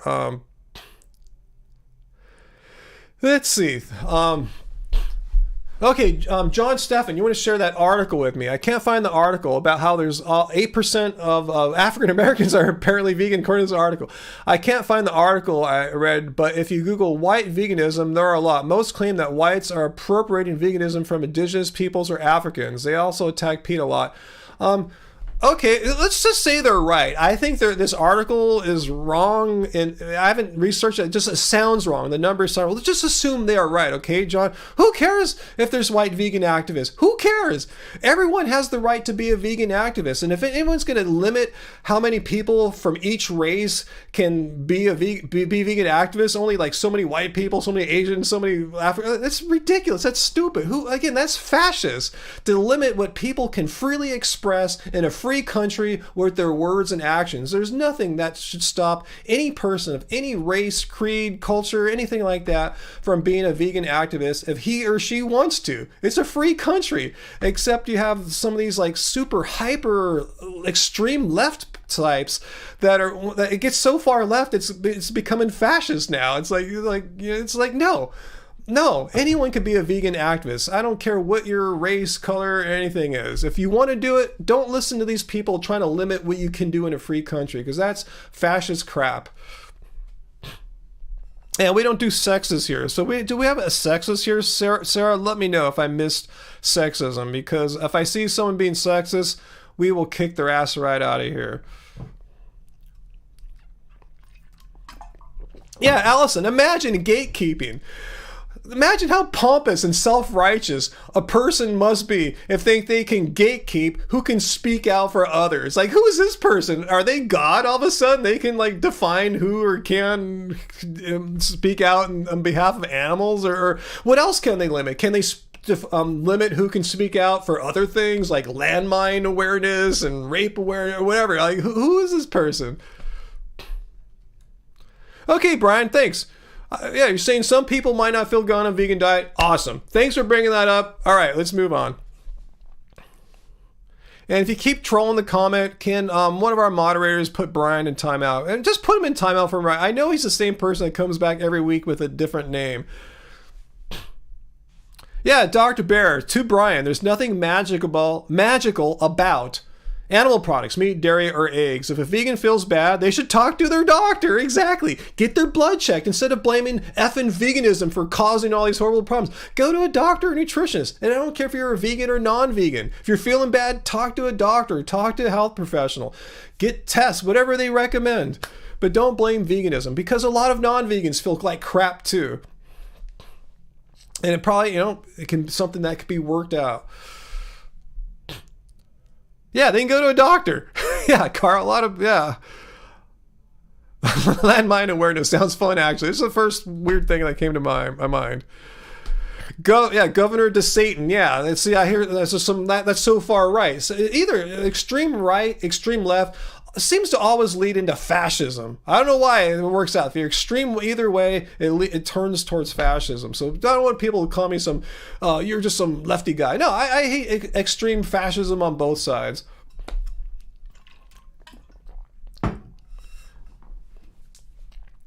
Shane, good point. Yeah, quitting alcohol made you feel bad. So according to that Brian guy, you should go back to drinking alcohol then because it makes you feel better. See what I'm saying? Just this whole feels good, feels bad. It doesn't have as much power as he might think it does. Hey, Heavy Metal Vegan, yeah, thank you for the super chat tip. The second one of the day from you, right? Yes, thank you so much. Lefty guy. I was called that. I saw someone on Twitter say he's being cool. Someone who's being cool on Twitter saying, hey, y'all should follow Ryan Lum. He's a vegan, a lefty vegan who ran for city council, blah, blah. I go, hey, thanks for the shout out to your audience, but I don't know if I'm really a lefty vegan. I consider myself a rational thinker vegan. I critical thinking, rational thought, and, kind of left it at that.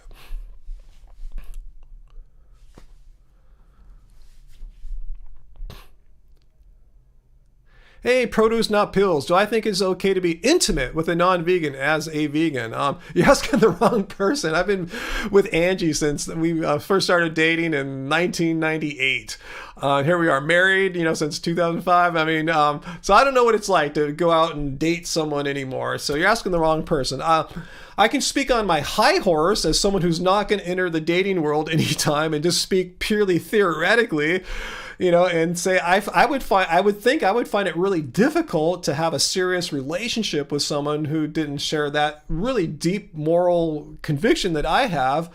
If I were single, I might be able to go on a few dates, but to have it develop into something serious, that sounds really, really hard to imagine working out. But I don't know. That's just me. I'm in a different situation than most of you guys are. Yeah, Tracy, good point. Yeah, morphine makes us feel great, huh? It makes us feel great. Should we pick up the habit? Exactly. A lot of things that make you feel great are not good for you. I'm sure, overeating makes you feel great, not good for you. Some horrible actions, I don't want to mention them, probably make the perpetrators feel really good. It doesn't make it right. Metal Face Vegan, Ryan, that t-shirt is fire. You're always wearing nice tees. Thank you. I mentioned earlier, this is I think the first vegan t-shirt I ever got. It was, I think, before we even started our YouTube channel. This is in the early years of me being vegan. Yeah, it's at one of the first vegan restaurants Angie and I used to go to out down in Orange County. It's still there, actually. It's not the same anymore. Native Foods, when it was owned by Chef Tanya. But yeah, there's this little tiny vegan store right next to it. All vegan products. They're long gone. But yeah, I got it. Yeah, I think maybe 2011 or 12 or something.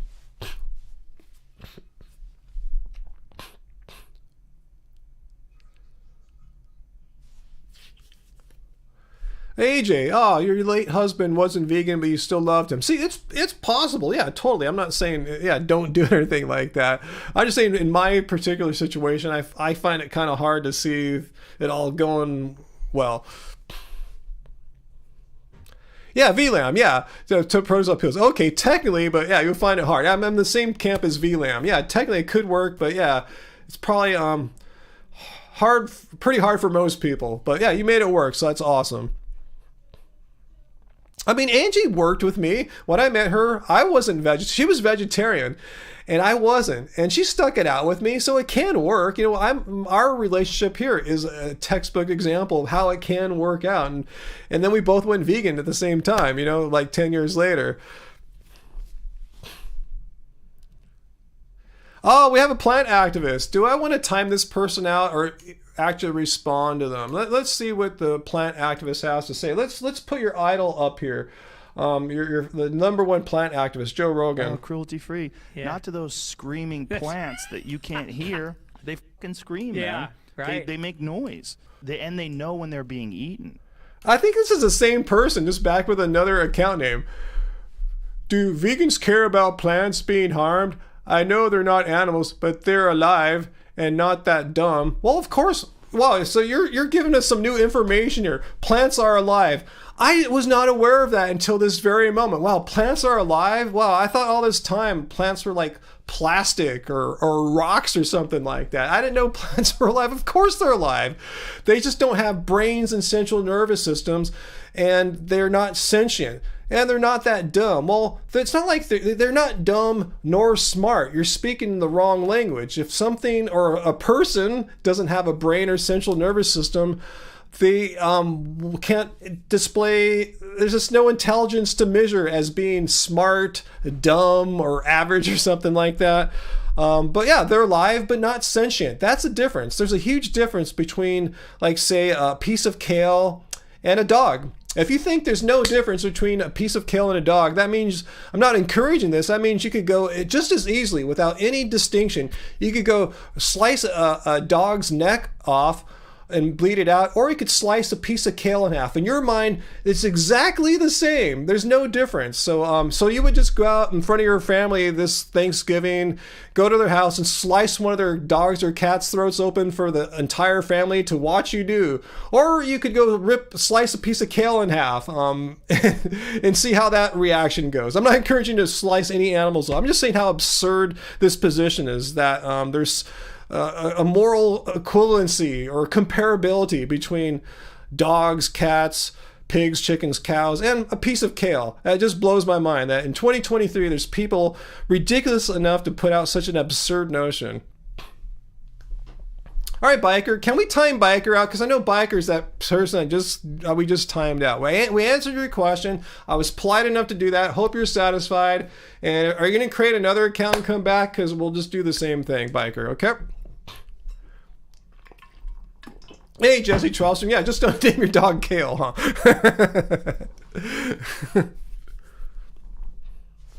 Hey, you know what? I got some snacks here today. I got some vegan jerky here. Yes, I eat some non-totally whole food. It's pretty much tofu. If you look at the ingredients on this, it's pretty much textured soy protein, some tamari, some salt, alcohol to preserve the freshness, water, olive oil, beet juice. It's pretty freaking whole. You know, it's pretty simple. John, yeah, if cactus had brains, they could just sting us all at will. They wouldn't just need us to rub up on them. They could just, hey, there's a guy coming. Let's just poke him before he even gets to us, huh? Yeah, carrots are a very emotional species, Graven. You're absolutely right.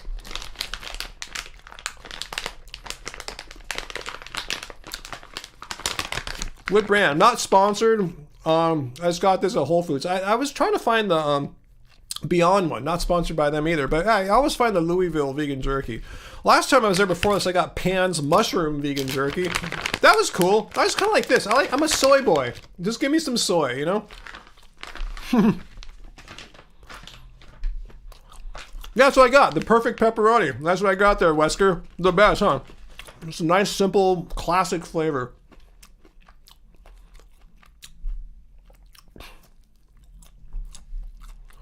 AJ, your husband passed from a sudden heart attack at 50. Ooh, I was not aware of that, AJ. I'm so sorry. That's the first indication he had heart disease. I'm so sorry to hear that, and that's not an uncommon story. Sad to say, not say it's your own story. I mean, it's your personal life story here. It's That's I forgot what percentage, but many people's first indication of a problem of heart disease is often a fatal heart attack. So yeah, more reason for us to do everything we can, eat healthy, get our health in order, keep up with your health with doctors, get blood tests. I just got a calcium heart scan. I haven't made a video about that yet. You know, because I've been meeting with a cardiologist.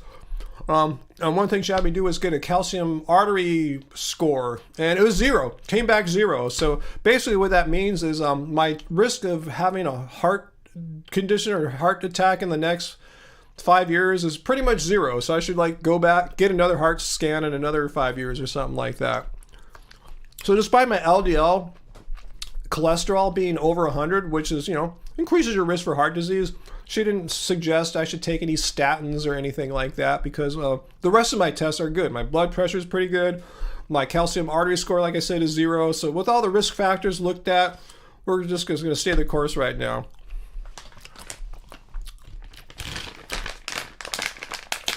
Yeah, so next time someone gives me any crap about my high LDL, I'll say, hey, I got a 0 on my calcium artery score. And I'm eating good. I avoid saturated fat like the plague. Even on this vegan jerky, guys, it's like, you know, healthy as far as your heart goes. You know, it's got like per serving like 0.5 grams of saturated fat, so pretty low. Produce not pills. What is the scale for the heart scan you got a 0 on? I don't. It goes over 100. I forgot. I don't understand that test all that well. I haven't looked at mine in a few months. I got the test done back in November or December. It was a while back, a few months ago. But yeah, people get it, say they're over 100 or something like that. So if you have 0, that's really good. That's the best score you can get on a calcium artery scan is 0. There's not like any -1 or 2 or something like that. 0 is the absolute best you can get on it.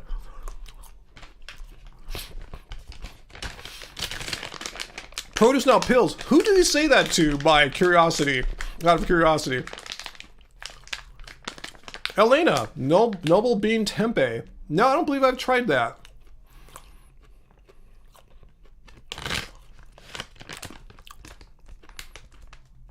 Heidi, you have a hole in your heart, but it works just fine. Supposedly, something like 1 in 4 of us have a tiny one. Yeah, I have something too. I have a really low-level murmur, like level 1 or something like that. And we look, yeah, I got a, what's that called? Like what they do for when you have a baby, but they do it on the heart. A cardiogram, something like electrocardiogram or something like that. You know, instead of looking for a baby in the belly, they're looking at your heart with that same technology. And yeah, they saw it's fine. It's like a level 1. It's something that a lot of people have. It's a really quite common. There's no risk of anything with it. I just didn't know I had a low. It's common, like 1 in, I forgot how many, 10 people have something like that.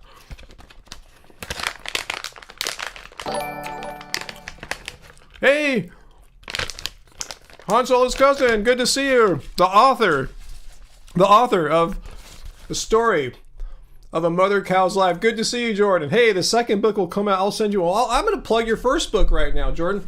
As I promised last week, I felt bad I didn't have your link ready to go. I'm gonna show people where they can buy your book now on Etsy. Let's go over and take a look. Let's see, 1 second. Here we go. The story of A Mother Cow's Life. Let me copy the URL and paste it into the chat here. But here it is on Etsy. This is Jordan's book right here. So if you guys want to support Jordan, it's only $2. Story of A Mother Cow's Life. I read it for you guys in its entirety a couple live streams back. But if you want to get your own copy and support Jordan, and I was talking about you earlier, Jordan, in the live stream, so you might want to watch maybe in the first 10 minutes or so, or I was talking about you regarding the definition of veganism. But let me paste the link actually to Jordan's book here. There it is. Jordan's book. Here we go. Echocardiogram. Thank you, Terry. See, I'm not a medical doctor or anything like that, but here's the link to Jordan's book there. So that's the link to his Etsy shop. So if you guys want to support Jordan, our youngest vegan author that I'm aware of, and support him so he'll write a second book, please feel free to do so. I know a lot of you guys last week were expressing interest in buying this book off Jordan, so I apologize. I didn't have the link ready last week, so I had it all set this time. So I was just waiting for Jordan to come on.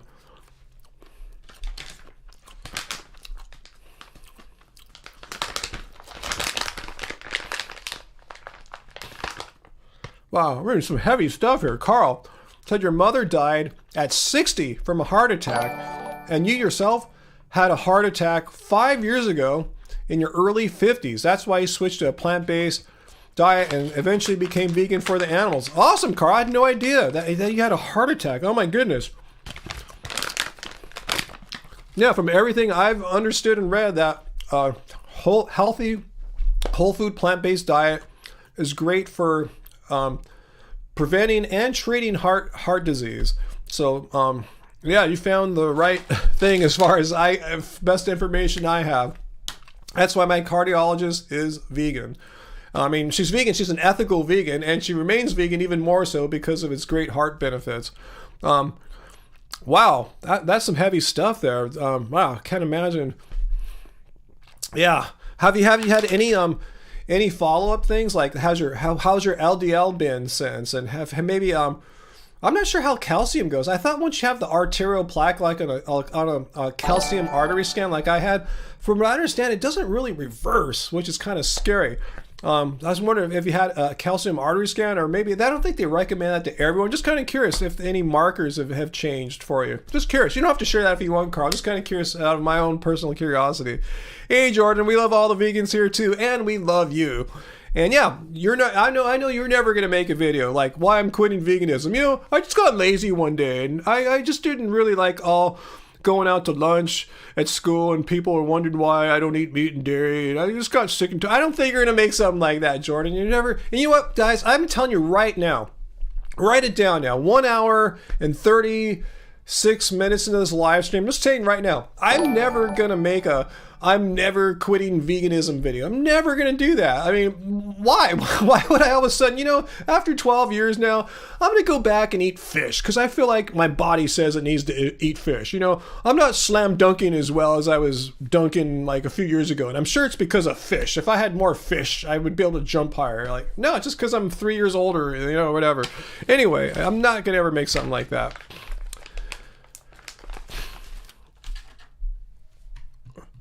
Sarha, veganism is not a trend. Let's look at the definition of what veganism is. It's a cool little book that Jordan made, but in addition to that, it's a philosophy and way of living which seeks to exclude as far as possible and practicable all forms of cruelty and exploitation of animals for food, clothing, or any other purpose. So Sarha, it's being against animal cruelty. How is that a trend? I didn't know it was trendy to be against animal cruelty. It's like being against like murder or rape or torture. Or is it trendy to be against murder or something like that? It's just what I believe. I believe it's wrong to harm animals, to exploit animals. Please explain to me how it's trendy. And say it was trendy, so what? Does that make my belief about the wrongness of harming animals like somehow less? Like, oh, because so many people are into that right now. Let's harm animals because that's a stupid belief. Like, what's the point? Let's say it were trendy. Like, so what? How does that even matter? How does that matter even in the slightest bit, the truth of this statement or my belief in the truth of this statement? I love the animals too, Jordan. I'm never gonna eat an animal ever again. Yeah, I'm pretty sure it's the same guy that changes his name, huh? So we answered that question. And can we block Sarha now too? Because I think he or she, whatever, is just trolling us, all right? Women rights are a trend, huh? Let's roll it back 50 or 100 years, huh, Shane? Just kidding.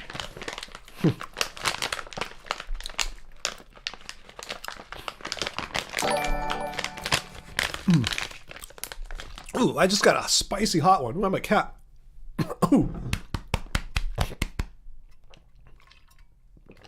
You gotta go, Tracy?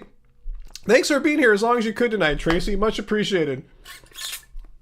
Always good to see Tracy the vegan. Jordan, you're gonna release your second book now? Oh my goodness, you are on a tear, Jordan. Awesome. What's the second book gonna be about, Jordan? Yeah, Alfie, I wish veganism were trending more, huh? I mean, I wish you hear all this stuff, you know? It's like, what are they talking about? Ryan, do I remember Gary Urofsky? Yeah, I remember Gary Urofsky. What about him? Agee, yeah, it's so weird to think that women got voting rights about 100 years ago. So for the vast majority of the history of our great country here, women didn't vote. I mean, what's up with that, you know? Hey, Emily, you gotta go? Thanks for being here as long as you could, too. Much appreciated, Emily, to see everyone here. Stay as long as you can. Yeah, you're right, Fu Man Poo. And Satan wants to take a lot of these rights that people have and roll things back to some older, primitive, less righty time. Yeah, hard to forget Gary, huh, Sarah? For sure. Okay, it's about Moo on the Sanctuary. So that's what happens. I don't want to do any spoilers here, but in his book, Mama Cow gets rescued by a cool vegan. Let's look at the cool vegan here. By this cool vegan. And the cool vegan is going to take Mama to the sanctuary. So now Mama Moo goes to a sanctuary. Cool. I want to see what happens to her on the sanctuary. So that'll be cool. I'm glad you made a follow-up to that. Continue the story for us. Are you serious, Dr. Bear? You're saying women couldn't even have their own credit cards until the 1990s? Are you serious? I had no idea. Really? Like, what? Like, say you're an independent woman, like you're and it's 1989 and you're leaving for college and you have a good credit history. You couldn't get a credit card in 1989 as a woman? Really? Is that? I had no idea. Wow, that's crazy. Well, Sarah, you've never had a credit card? Wow, I admire you. You're cool. Seriously, I'm not just saying that. You're cool how you've like avoided so many things that people like get sucked into. Like, you know, like you said, you had until recently, no real way to send any kind of payments online. Like, wow, that's cool. No credit card. That's amazing.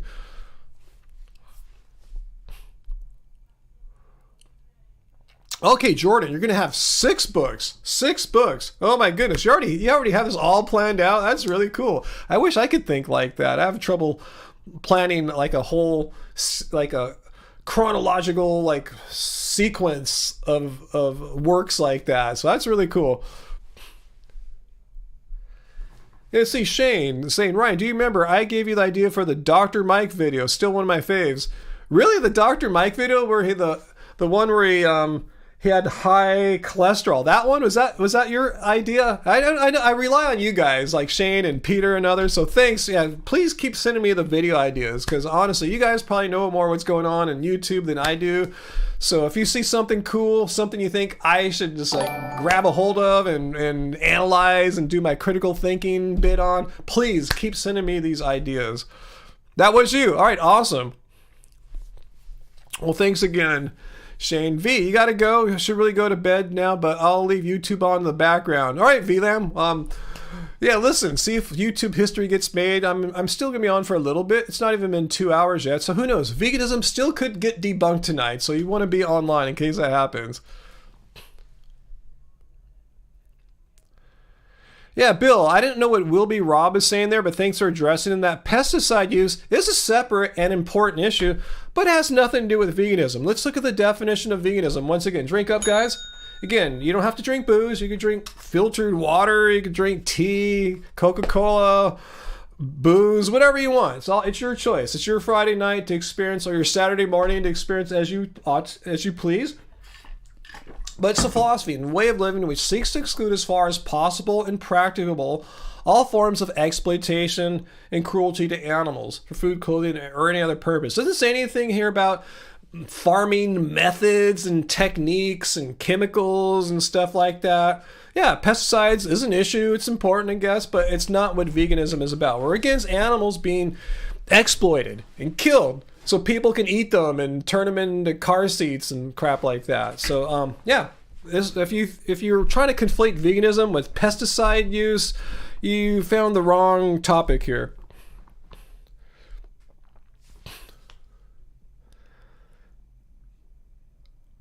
Pooh's still hanging. I'm glad you're still hanging, Pooh.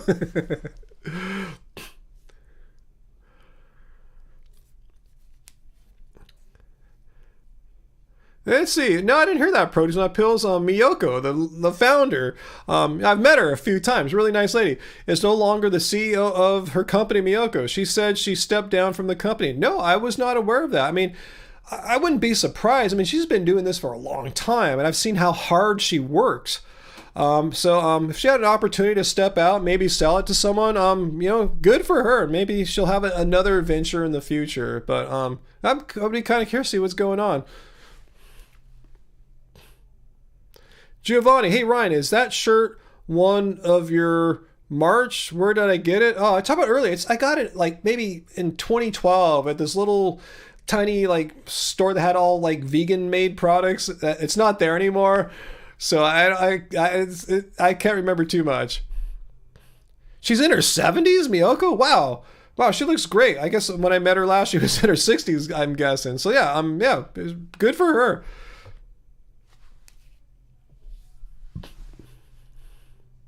There's some shady stuff going on with Miyoko's? Let me know. What do you mean? They want to grow the brand without her? I mean, did she sell it? I mean, if she sold it for some money so she could retire, I mean, good for her. You know, I'm going to retire at some point too before my 70s, hopefully. So I don't know anything about the situation though, so I can't comment on what happened. Yeah, she looks great. I always thought she looked great when I've seen her before. Okay, she's 66, a vibrant woman. Yeah, I always thought she was super healthy, fit, active, not this veganism is aging rapidly kind of nonsense. Yeah, she's had some of the best vegan cheeses I've ever had. If you've never had Miyoko's cheese, guys, give it a shot. Give it a taste test. Yeah, Miyoko butter. I've had that many times too when we bought vegan butter for various odd things. Yeah, it's good. But yeah, we don't get it that often. I don't think we bought any vegan butter for like 3 or 4 years. Let's see, what's that person on pills? It seems like it's shady, like she said. I would like to share what's on in her heart and mind. So, I don't know. I'll see if I can figure out what's going on. But no, I haven't heard about that. Okay, Sarah, she's not hurting for money. I used to volunteer at her sanctuary in Nicasio when you lived in Marin. Oh wow, she has a sanctuary too. Wow, cool. Sanctuaries are really like what I'm saying. They're a really money resource heavy endeavors. So maybe a lot of her money is getting sucked into that possibly.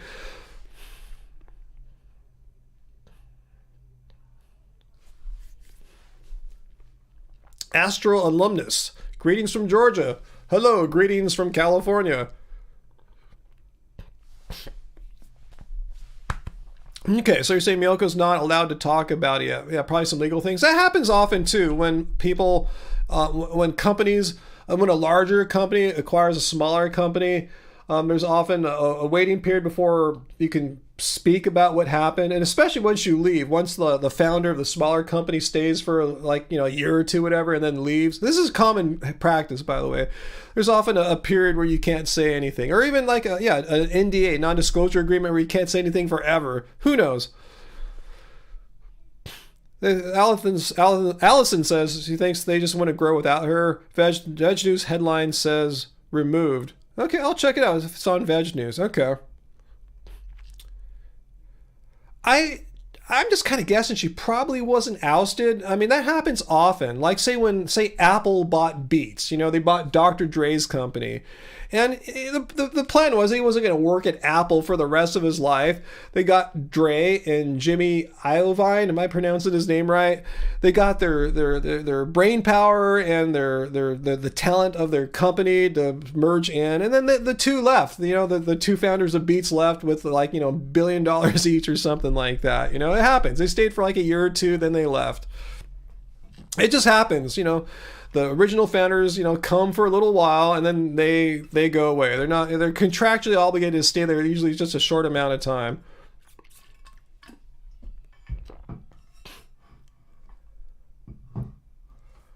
Eric says, I just read a comment that read, I really don't care for animals. Why? What did animals do to you? Who said that, Eric? Who here is saying they don't like animals? This kind of, why, I mean, just because you don't like them doesn't mean you should be cruel to them, you know? I mean, I don't like anti-vegans, but I don't want to go out and kill them or anything like that, you know? There's people in the world I don't like and I don't want to harm them. Just because you don't like something doesn't mean you should kill them. Like, where does that moral principle follow from?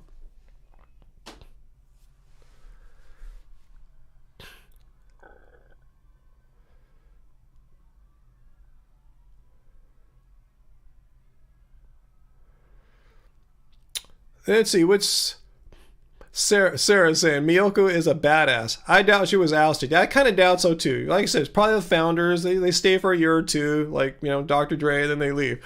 Her husband is a prominent Bay Area lawyer, so she'd have backup. Let's see, what's Terry saying here? Hey, Terry, I think so many people don't eat plant-based is because they don't care about their health and don't care enough about anything but their taste pleasures. Yeah, a lot of people say they can't go vegan because of their so-called taste pleasures.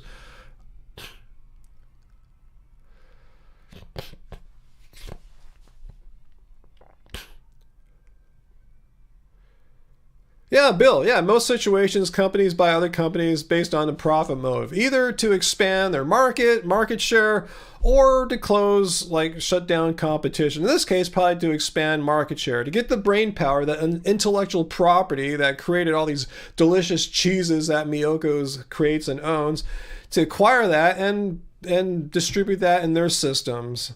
So I think there was just to increase market share. It's probably a non-vegan company, I imagine, coming in and trying to grab some vegan market space.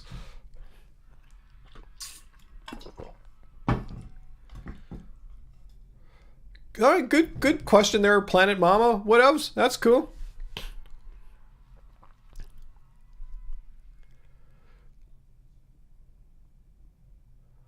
What world is worth saving, Fu Man? This one. It's the only one we got, and if you know, we don't think it's worth saving. The animals that live on it had no say in us destroying it. They aren't responsible for all the crap we've done to our great ecosystems, and you know, so if we can't do it for humans, let's do it for the animals.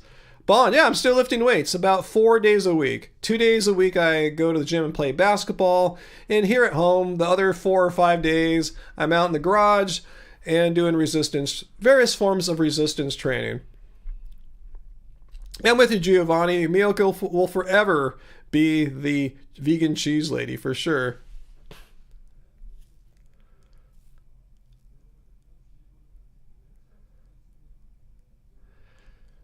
Hey, AG Advantage, I didn't see Zachary Text 7. Is he making some kind of anti-vegan nonsense there? But yeah, thanks for explaining to him or her the actual cruel realities that are inherent in egg production and chicken meat production, whatever it's called.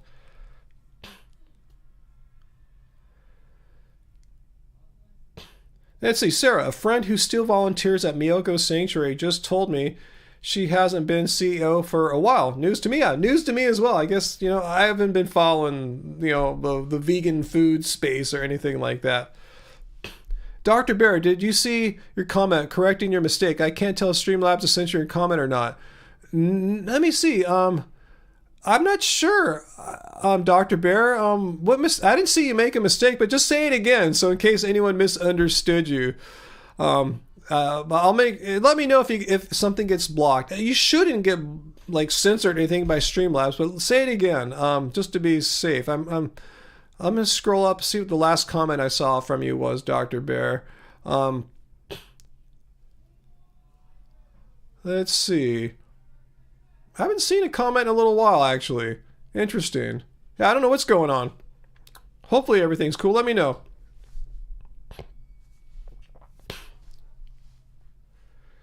Zachary Tech 7 says, I wasn't an anti-vegan comment. Please scroll up. Okay, I don't have time to scroll. I just scrolled up. I couldn't find Dr. Bear's. I probably can't find yours. So if you have a question for me, Zachary, now is a great and cool time to ask it. Zach, all right.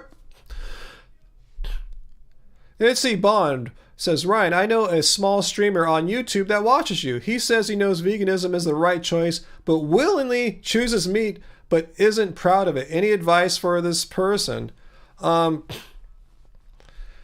I don't know. I'm not sure what to say. I can just explain why I finally decided to not consume animal products ever again. When I realized, wow, by choosing to eat plants instead of animals, animals don't need to die in order for me to live. I mean, why? Think about it. Every day I have a choice. Like, should animals die for me or not die for me? I could just eat plants. Like, of course I don't want animals to die. And realizing how easy it is. That was 2010. When I had that realization that it's so easy. Why don't I just do it? It's so easy now, because I tried going vegetarian in the 1980s, a little bit tougher then, but it's so easy now, and I just did it. So just give it a shot. It's so easy right now. I mean, really, if you really don't want animals to die for you needlessly, like, why would you want to keep having them killed for you? It's, just to me, it's like, I don't want animals to die for me. Anyway. There shouldn't be any censoring going on, guys. I have live chat on, not top chat on. So I'm not sure what is happening. There should be no censoring unless I have a moderator deleting your comment. The only comments that get censored by Streamlabs, my bot, is if you use foul language or all caps. So barring neither of those issues, everything should be cool.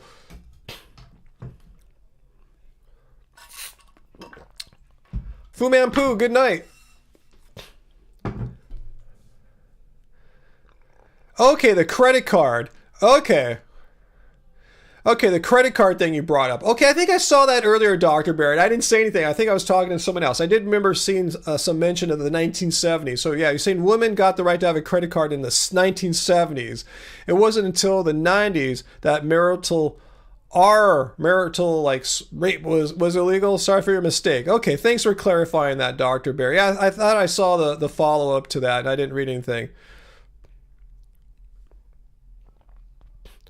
Oh, Zachary. Okay, so you are vegan. Awesome. Someone was responding to you, Zachary Tech 7. You've been vegan for a while, work at a pet store with animals all day. Someone recently made a logical statement, convinced me eggs and dairy don't cause animal cruelty. Well, that's definitely not a logical statement. It's full of either there's a fallacy in there or a false premise. So they just made a faulty argument there. They weren't aware of the inherent cruelty in egg production. Why should they? Most people have no idea what goes on in the production of eggs. They just think a chicken magically lays an egg and there it is. Take the egg, no harm, no foul. No pun intended on the no foul. But anyway, oh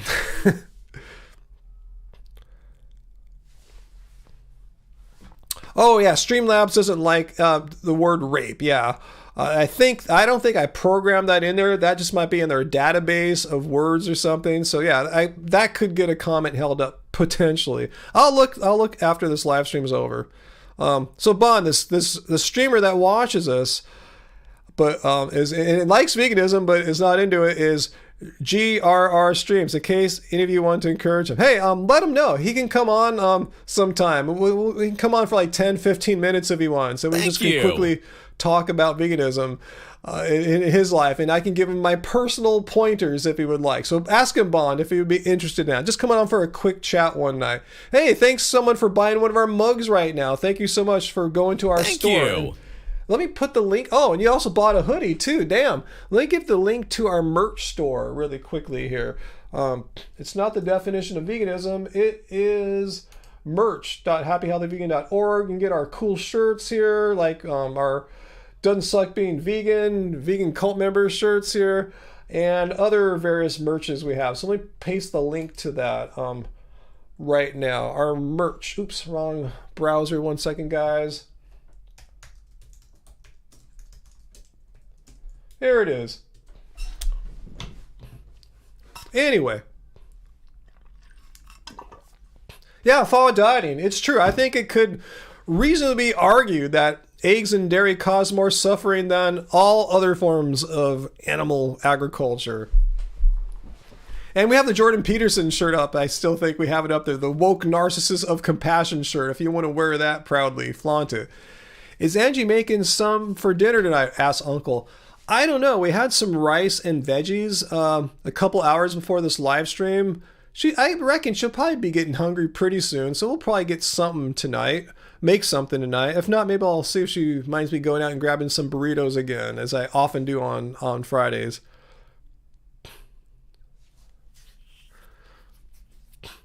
Someone want to block Cheesy Cheese? This is the same person creating the accounts. I can tell from their style. Can someone block Cheesy Cheese, please? Thank you.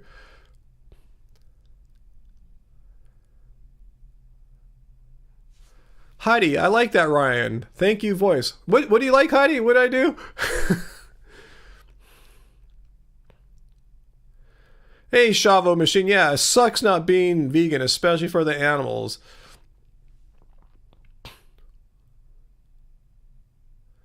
Allison, what do we think of the term moral schizophrenia by Gary Francine? I've not heard of that term before.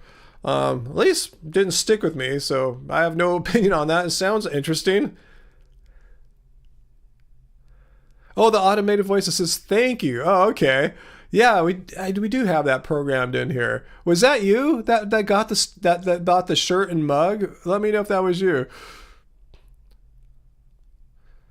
Hey, Sean Cope, you're having rice, veg, and fried tofu. I want to also mention to everyone, I apologize that we haven't done any members-only live streams. I see a few of our members that I haven't seen all night. We haven't done one yet, partly because Angie's had a cold for like a few weeks. You know, she's taking some cough medicine still and stuff. So just want to say sorry, guys. We will get a members only live stream still with Angie sitting here next to me, and she will do some in her office too, just by herself, like she did that one time like a month or so ago. This has been a crappy month basically. Past like 3 weeks basically. So we will do it for sure, guys. So stay with us. We haven't forgotten about our happy fams, our channel members, but yeah, we just had a month of battling, both of us battling stupid colds. It's hit her worse than me. She's been I haven't had to take any cough medicine or anything like that. It's been hit her worse than me. So once she gets her voice and feeling good again, trust me, we will get some members only live streams in here for you guys. Hey, thanks, Heavy Metal Vegan. Burritos on you. I love you guys. Thank you, Heavy Metal Vegan. I'll tell Angie that I'm gonna insist. Like we really got to get burritos tonight because Heavy Metal Vegan kicked in $19.99 for us. So I'll try to twist her arm, lean her in the burrito direction because that sounds pretty good tonight. We've eaten pretty good, healthy whole foods all day, except for my little nibblings on the little beef jerky here. Yeah, John Stevens, a cold veganism debunked. Yeah, veganism is a philosophy and way of living in which one will never get a cold or disease for the rest of your life. Said no definition of veganism ever. Except anti-vegans like to define it like that.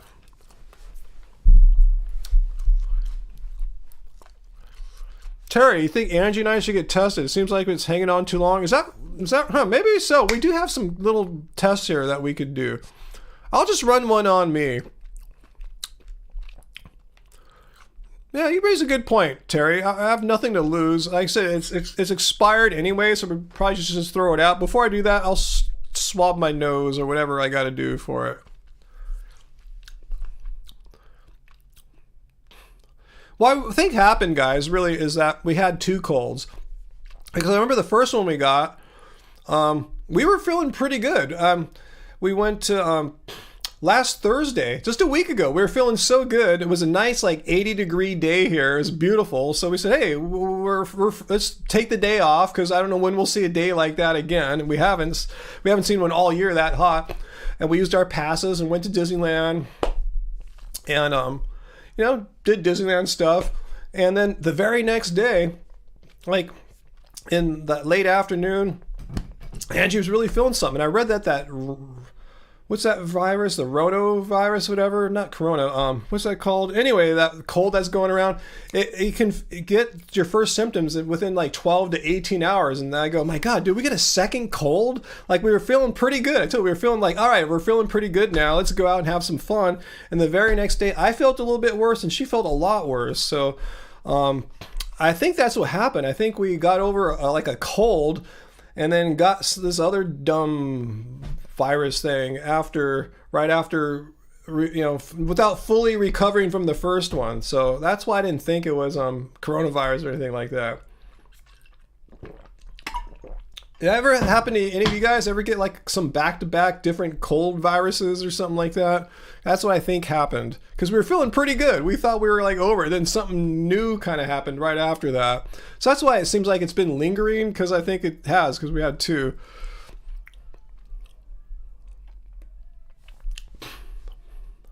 Is Disney vegan? No, Disney itself is not a moral agent and can't make decisions about animal cruelty.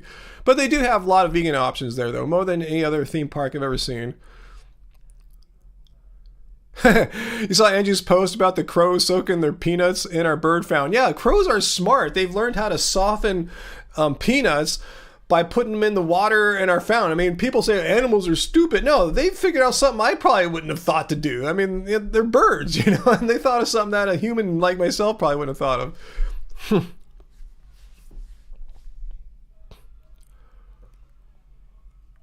Rasputin, you're at the end of a cold. Sorry to hear that. Uncle, you're lucky. We were like you. We haven't had a cold or flu in 3 years ourselves until this year. Let's see, Dr. Barry, you might need to swab the back of my throat too. Your COVID test didn't turn up positive until you did. Yeah, AJ, that's why we just don't want to get COVID anyway, for all the long COVID and issues like that you're pointing out. I don't think we have it. I just think we got back-to-back different colds. Yeah, Disney is not vegan, John, but yeah, vegan friendly.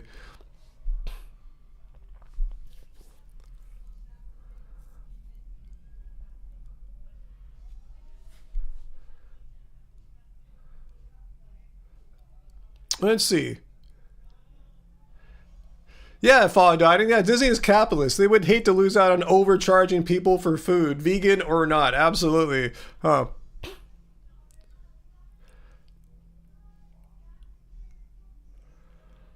Let's see. Kramer, have I seen RRR? What is that?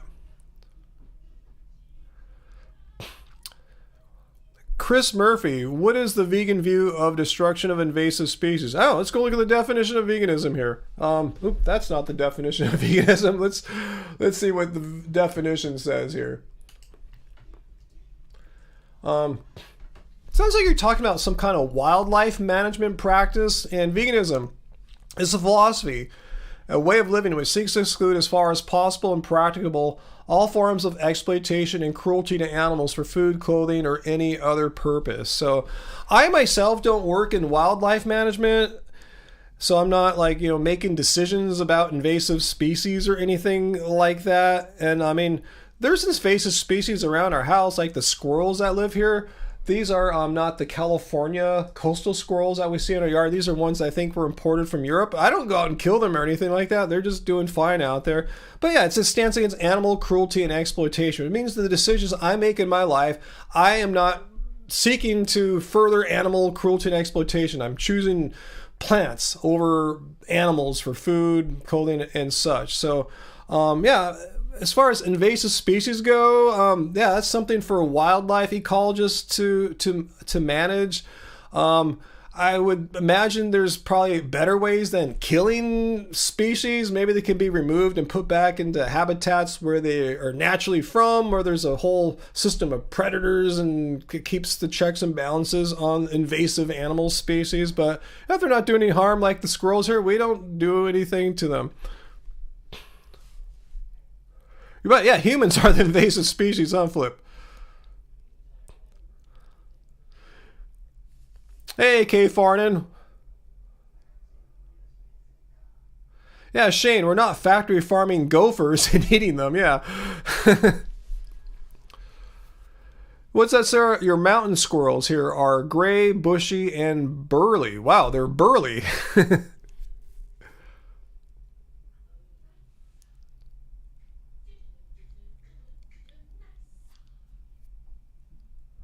Okay, Chris. Yeah, thank you. Vegan 3 years and your family has a problem with destructive hogs in Texas. Oh, sorry to hear about that.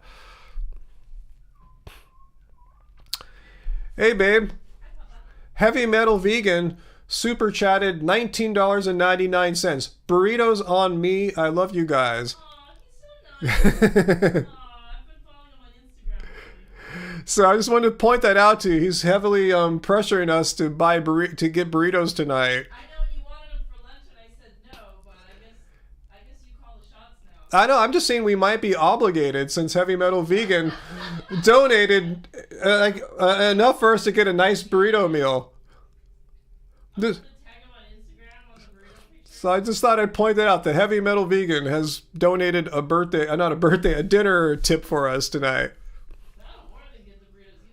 Yeah, our burritos are pretty simple. Just simple rice and bean burritos, and we add guacamole to them.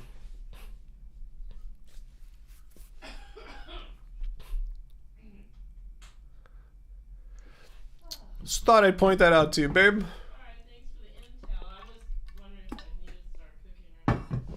Let's see how long I've been on. Oh, it's 8 o'clock, 2 hours. So, yeah, I guess when I get done, I can start ordering the burritos. And, you know, by the time I get, you know, my shoes and everything together, just... Whatever makes you happy, babe. Star Cradle, obligated. Ha ha ha ha. Get burrito for. Those poor avocados. You're right, Vian Moyman. Yeah, I'm destroying all the avocados in the rainforest. Yeah. Vegans, you vegans are eating all the avocados. Like, no, I wish I was eating all the freaking avocados. I want to take that challenge. Can a vegan eat all the avocados of the world? Yes, Ryan Lum will take that challenge. Hey, Jordan. Oh, thanks for the super chat tip. Oh, you found some mistakes in the book. You have to fix it. Yeah, good job. Don't put the book out yet. Yeah, I'll proofread it. And what I do often, Jordan, is I'll look at it like the next day. I think I have it perfect. Like no typos or errors, and I think I have it perfect. I have like a friend like Angie or my mom read or something like that, and then set it aside, go to sleep, and look at it with fresh eyes the next day. For some reason, you seem to always find more mistakes with that fresh read the next day. So yeah, fix them up tonight, go to sleep, and look at it tomorrow. And if it passes the test tomorrow, you're probably good. John Smith, why did the vegan teacher have meat in her fridge? Is this a joke? I don't know. Does she have a non-vegan roommate? Did Instacart actually deliver meat for her and she was going to give it to her friend next day? I mean, there could be some logical reasons, right? Your mother found the typo. Good for you. Yes, have your mom proofread it. And then, like I said again, tomorrow, have you and her proofread it one more time tomorrow with fresh eyes.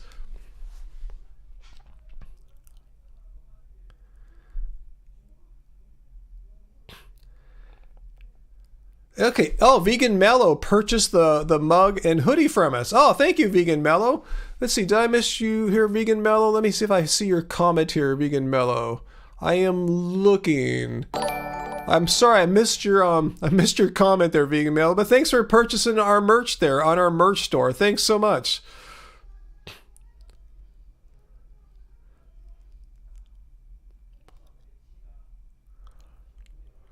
John Smith, this is the person that creates new accounts all the time.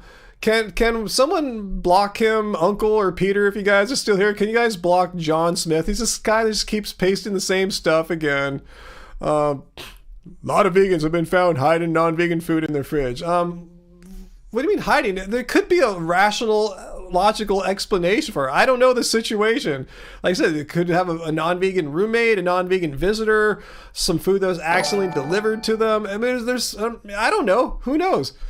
Doesn't mean they're eating it. You know, doesn't mean they bought it. You don't know. The odds are not. She's a hardcore ethical vegan. Why would she buy some meat or dairy or whatever and keep it in her fridge? That makes zero sense. That makes absolutely no sense whatsoever. But there could be reasons why it could be in there, but it has nothing to do with her purchasing with the intent to eat it or something like that, or even purchasing it with the intent to give it to someone else.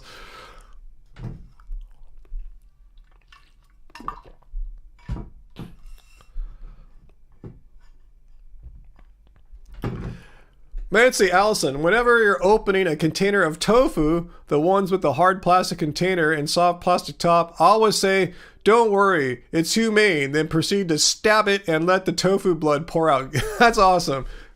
The anti-vegan refrigerator police, huh, Bill? That's what's going on.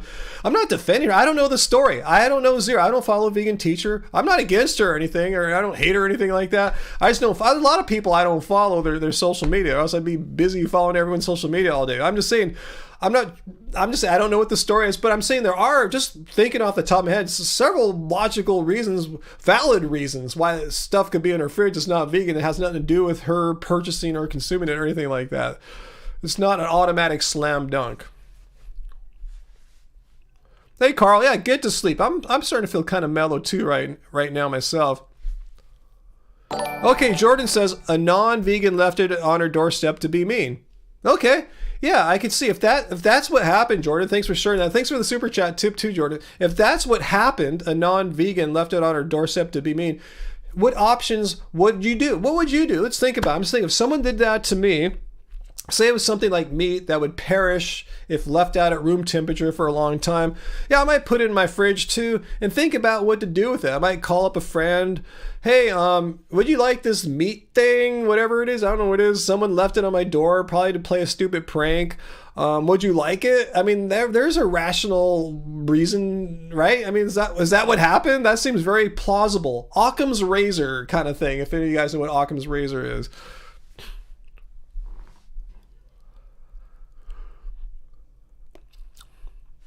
Oh, Streamlabs just pasted the link to our store. If anyone else wants to get some merch tonight too, like Mello did.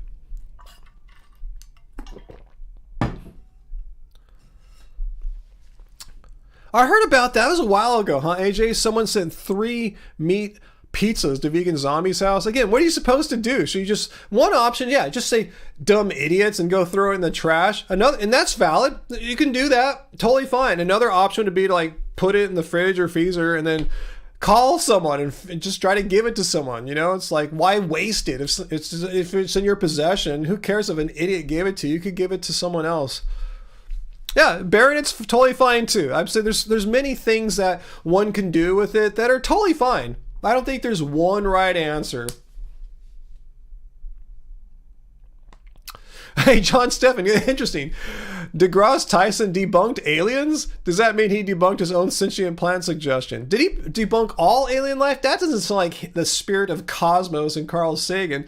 Did he debunk aliens as being like responsible for these unidentified objects that our government shut down? I can see him doing that. That makes sense. But I can't see Neil deGrasse Tyson debunking the concept of aliens or something like that, because, you know, there's a high probability they're out there somewhere. Okay, that was a year or more ago. And thanks for the super chat tip too there, Jordan, about how you would bury. Yeah, totally valid option.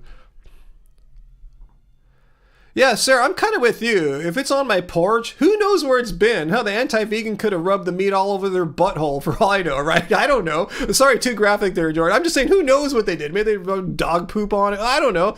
Just get rid of it. That would be my first initial reaction if a hater left it there.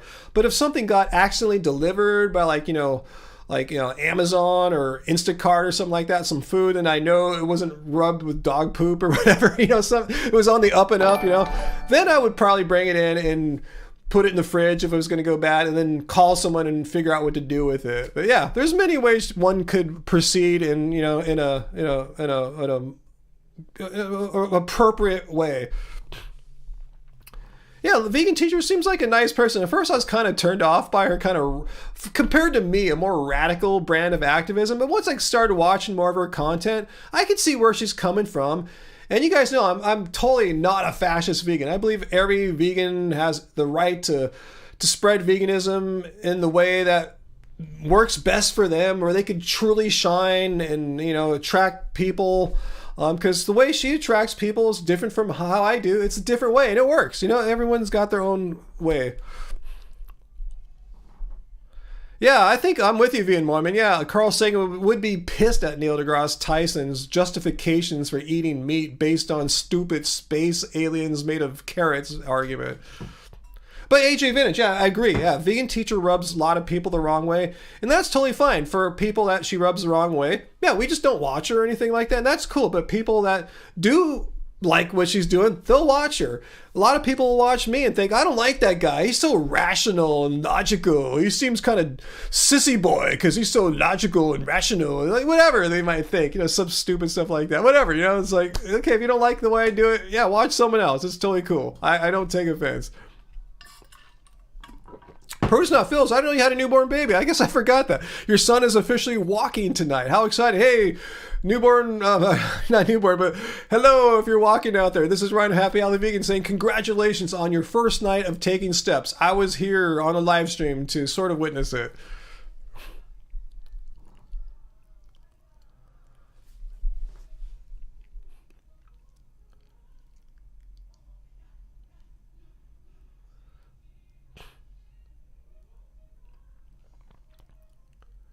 Oh, Sean, your grandson just started walking too? Awesome. Sarah, you've never seen the vegan teacher? Yeah, she's kind of a controversial vegan activist. I remember, did they reinstate her account on TikTok? I remember she was blowing up on TikTok, maybe like a year or two ago. I forgot exactly when. And then all of a sudden her account got blocked or banned. I think so many anti-vegans were complaining about stuff she said, and her channel got taken away. Maybe it's back now. I don't know. But yeah. I don't know too much about it, but it's, more controversial kind of vegan activism. And again, I'm not saying that in a bad way. If you're watching Vegan Teacher, hello. And occasionally she'll pop into the live stream too. I haven't seen her come in for a few months, but yeah, she's a welcome visitor here.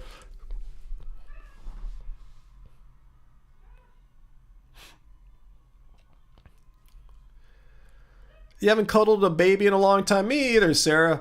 Except I don't have any good babies to cuddle anymore. All my nieces and nephews are growing up and getting older, so I guess one's still technically a baby. I think she's like 2 now or something like that. So I gotta cuddle her as long as I can.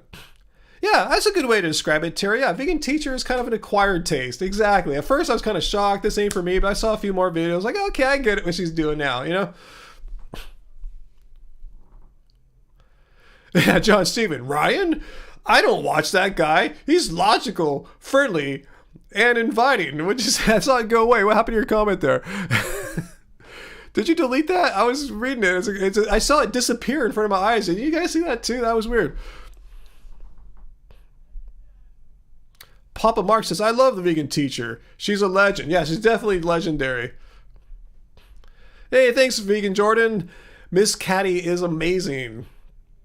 Thanks for the super chat too. We're definitely going to get burritos now. Thanks for going along with me or saying that we're obligated to get burritos. So I think that made Angie like oh, we got to get burritos now. Yeah, I'm with you too, Sarah. I love infants and babies, as long as they're not my own. But I love babies and hugging them and cuddling them, and it's totally cool as long as they're not mine though. Okay, Producer Not Pills, your baby is plant strong. He loves all his fruits, veg, and starches. I hope he's vegan when he's older. I hope so too. He shouldn't be afraid of plants if he's been eating, or he or she. I'm not sure. Is it he or she? He should be quite used to plants. His gut microflora, all that should be well adapted to plants. So hopefully it'll be an easy choice for him. Hey, yeah, let's eat plants.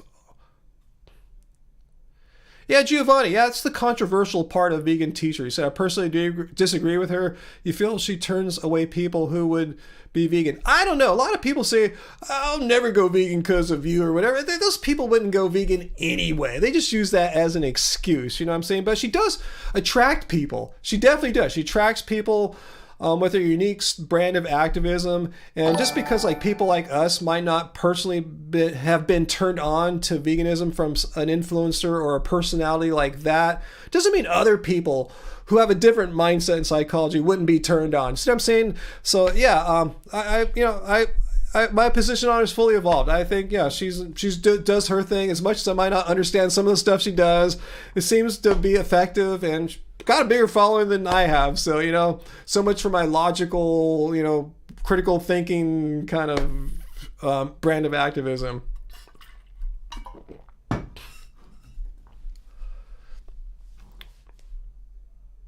Did I pronounce her name wrong, Jordan? See, I didn't even remember her name. I don't know her that well, and I haven't seen any of her stuff in a long time. Miss Katie is that vegan. Did I call her Caddy? You pronounce her name like Katie. My bad, Jordan. Thanks so much. And thanks for your kind super chat tips. You better stop, Jordan. I don't want to get your mom mad at you or anything like that. Thanks so much, Jordan.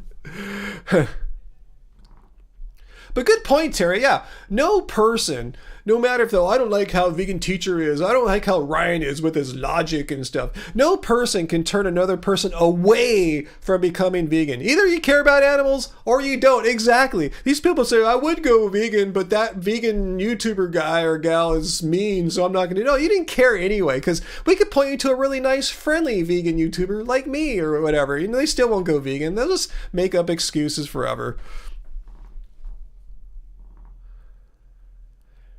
Amy, new subscriber, Amy. Thank you for subscribing, Amy. I guess this is your first live stream, perhaps, or have you been watching in the background for a while? But welcome, Amy.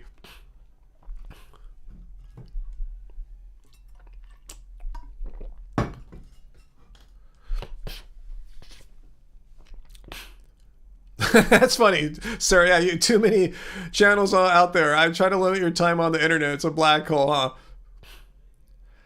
Planet Mama, do I think some vegans take veganism too seriously? What does that mean? I'll answer your question, but I'm not sure what you mean by how do you take veganism too seriously? Let me know. I'm not saying it's you can't do that, like it's impossible, but I'm not sure what you mean by that. Like, clarify that and I'll answer your question, Planet Mama. Are you that person that keeps copying and pasting that we keep banning all day? I think you are, huh? Thank you, Jordan. You like me and the vegan teacher. Awesome. See, I think there's room in the world for my friendly, logical, critical thinking based veganism, where I debunk anti-vegans in real time on the Friday live streams. And there's room for the way that vegan teacher does it too. I think the world's big enough for all of us to exist and attract different people. But thank you, Jordan. Okay, cool, Amy. You're watching in the background. Awesome. Well, welcome. Thanks for subscribing. I guess now you'll get notifications. Make sure you hit the notification bell. All you guys, make sure you're not only subscribed, but you have the notification bell, which is right next to the subscribe button on our YouTube channel. You can do it on your phone, do it on the web browser, whatever.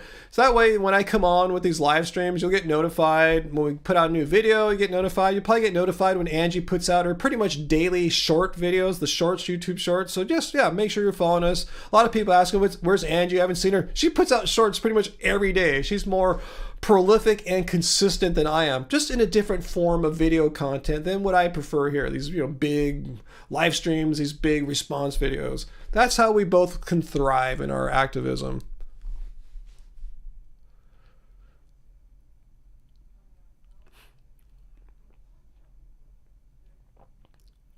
Yeah, Mark Asmus, that's a good insight. Gary Yourofsky spoke about how people won't change their views if they are not ready, no matter your approach. Good point. Exactly. If they're not ready, you could give the most eloquent, articulate, beautiful, passionate speech about veganism, and if they're not ready, you just kind of wasted your breath and time there. Good point, Allison. Also, tons of non-vegans get angry for no reason. People come, you want to see our comments? I should, you just go look at our comments. Just look at all the people bitching at me and Angie saying mean, horrible, hateful things. And guess what? They're typically like 99% of the time not vegan. So I hate it when people say vegans get all angry. No, we seem, just the fact that I'm vegan triggers people into saying mean, hateful things.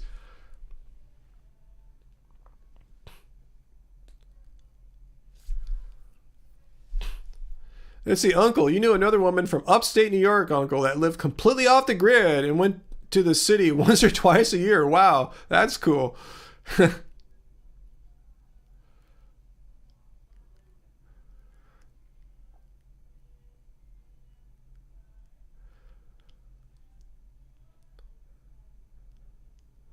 Amy, your family doesn't eat beef anymore, but still eats fowl, chicken, and turkey. Huh.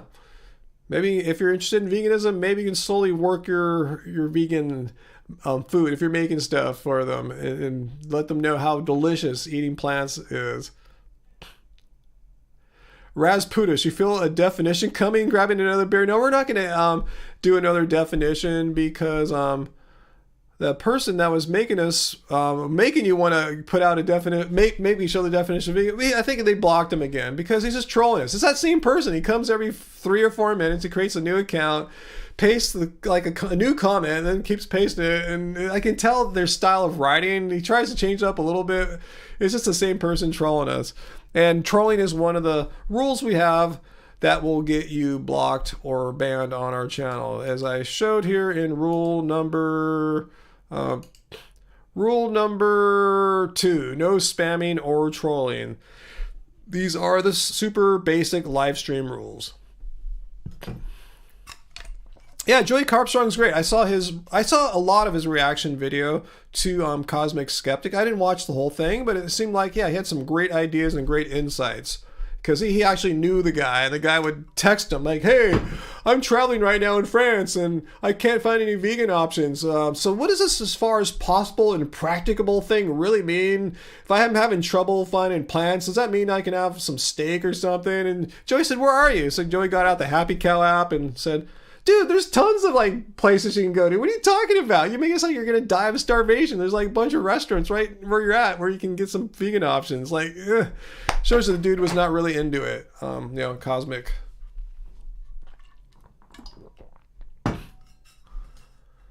Yeah, Jose, no, we don't buy food with any wax coating of any kind. That's just gross. You have to get rid of it too, like, no,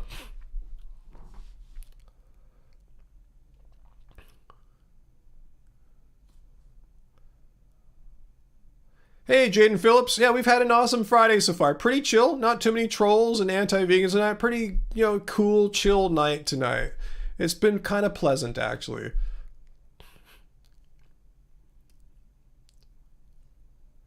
Yeah, AJ, yeah. Joey brought up the idea that animal welfareism does not jive with true animal rights. Yeah. I mean, that's what we talked about earlier, this idea of animal welfare, like decreasing their suffering, making sure they're treated well. I mean, as I pointed out in my video to Cosmic Skeptic, like I said, I'm still against factory farming. Like, okay, but vegans are against not only factory farming, we're against all forms of cruelty and exploitation to animals. So I don't care if your animal that you're about to eat and kill you raised it yourself. It slept in the bed with you. You waxed it with olive oil and massaged it every night and treated it like your pet or your lover or something like that. And then you slit its throat. I mean, you still harmed, you killed an animal needlessly. And I think it's even sicker if you do all these things like you treat it like a lover or friend or pet, then you kill. That's even more cruel and exploitative because you're still raising it to produce a body with meat that you're going to consume. So I forgot what my point was on that. But yeah, veganism is not a philosophy that says anything about reducing suffering. Like, there's no mention of the word reduction. There's no mention of the word suffering. It's about animal cruelty and exploitation. So, but if you're an animal welfare person, yeah, you can, as Joey pointed out so correctly, you can rationalize situations where animals are treated really well. They have good welfare, and then you kill them. I mean, that's not what veganism is about. It's not a philosophy of making an animal feel really good and happy and then slitting its throat. I mean, that's not it. That's a whole new thing. Oh, yeah, I forgot to hit the bell.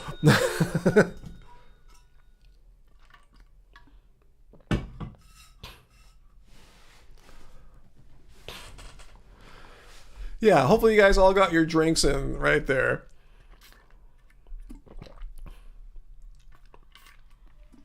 All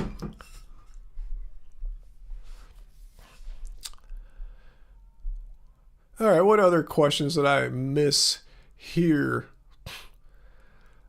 Amy was wondering what would happen to cows without animal husbandry. Yeah, they wouldn't be bred into existence to have their whole lives be kept in captivity and eventually slaughtered. It's not like cows would go extinct. There'd still be some cows on the planet. We just don't need as many millions of cows bred into existence so their whole lives could be kept in captivity, exploited, and killed. But yeah, cows would still be around. A lot of people think cows would become extinct. Well, if they really had to, they could keep some somewhere just to preserve the species. We just don't need so many cows. You get the difference there. Because right now we breed 80 billion animals total into existence every year. We breed them into existence to be slaughtered. So it's not like every cow, pig, and chicken would be wiped off the face of the earth. We just wouldn't breed 80 billion into existence. Maybe we'd breed 1,000 or 10,000 or something instead of 80 billion.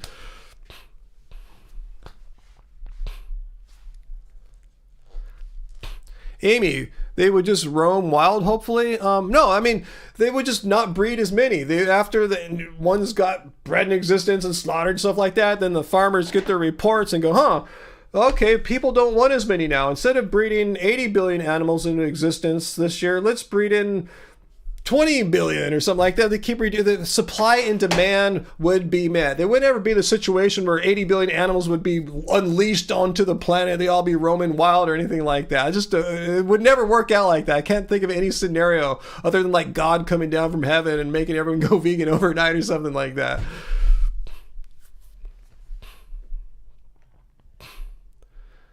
Uncle, yes, I know there's more chickens than all the other animals. Yeah, there are 4 chickens for every person in the world. Over 30 billion chickens on this planet. Just think about that.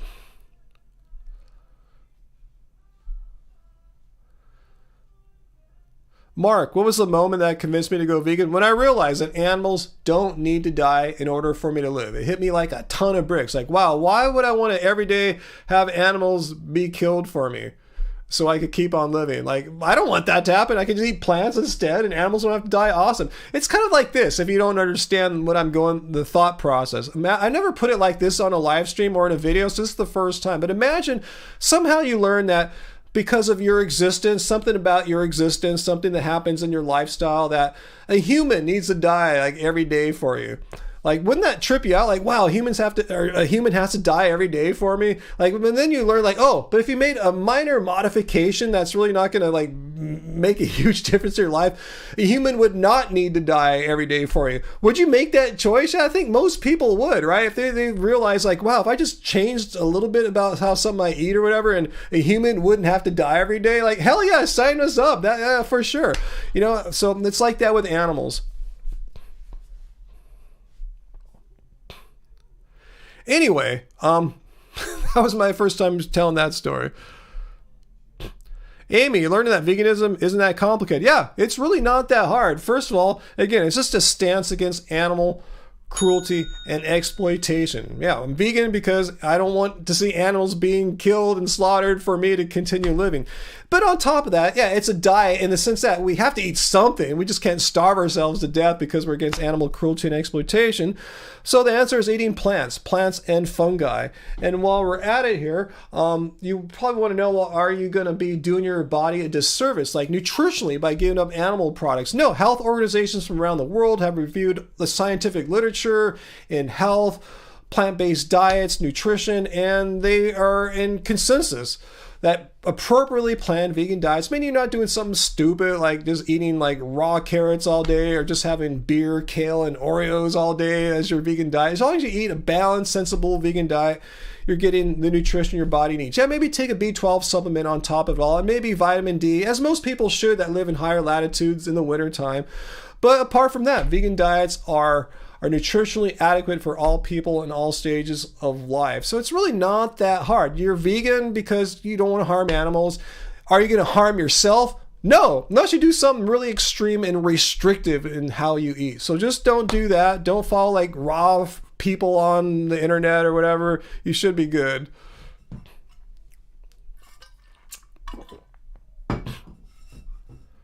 Produce on appeals. Do I think Joe is embarrassed by the soundbite I have of him? It's so cringy.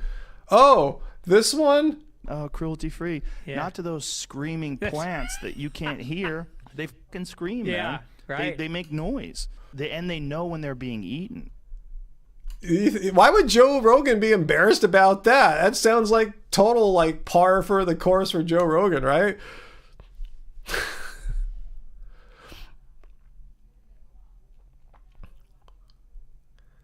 Uncle, or what if a human were exploited for my benefit? Has that ever happened before? Yeah, I like my idea like a human being killed every day. Yeah, but yeah, you could use something like that. Like, what if a human had to be exploited every day in order for it to go on? But yeah, I like the killing part because it's the parallel to the killing the animals. But yeah, maybe that could work out though, Uncle. I just have to wrap my head around that a little more to make a nice, clean, parallel argument.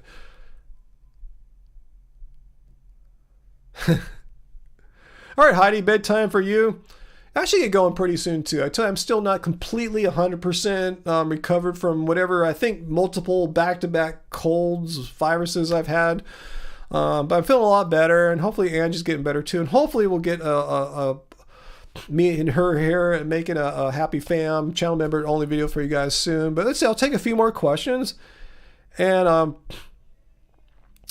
then we'll get going. I don't think, why would Miyoko's no longer stay vegan if once her company got purchased and she left? I don't see why that would, I don't see how, that didn't even cross my mind. Like, how would her ethics and morals change? I mean, she has an animal sanctuary, right? According to Sarah. So why would she all of a sudden not be vegan? That just doesn't, I don't think that would happen, Produce on Pills. I mean, something weird would happen have to happen to her in her life or some kind of shift like that. I think she just left because they bought her company and she spent her year or two, whatever, like Dr. Dre did with Apple acquiring Beats, and then went on. It's really normal in the world of business acquisitions. to keep the founders for a minimum specified amount of time. And that's in the deal when they get bought out. It's in the contract that, you know, you're going to stay for X amount of months and you'll receive this amount of money, and then you go if we want you to. You never bought Miyoko's? Check it out. It's a really delicious vegan cheese and butter brand. Oh, the products, produce, not pills. Oh, good question. But my not having read the story, which I usually don't comment on things I haven't read, but I understand how business and logic work. My guess, produce, not pills, is that a non-vegan company or parent company acquired her company, Miyoko's, to expand their reach into the vegan food world. So it would be counterproductive to they could have acquired another company if they wanted like a non-vegan cheese. And see what I'm saying? I really doubt that would happen. Could it happen? Yeah, of course. They can do whatever they want. If they own the company, the brand, they probably can do whatever they want. Unless it's in the contract when they acquired her company that has to remain vegan forever. Barring something like that, I think they would keep it vegan because that was probably the intent of acquiring Miyoko's in the first place, to expand their vegan market share and make money off the vegan cheese market. That's just my reasoned guess.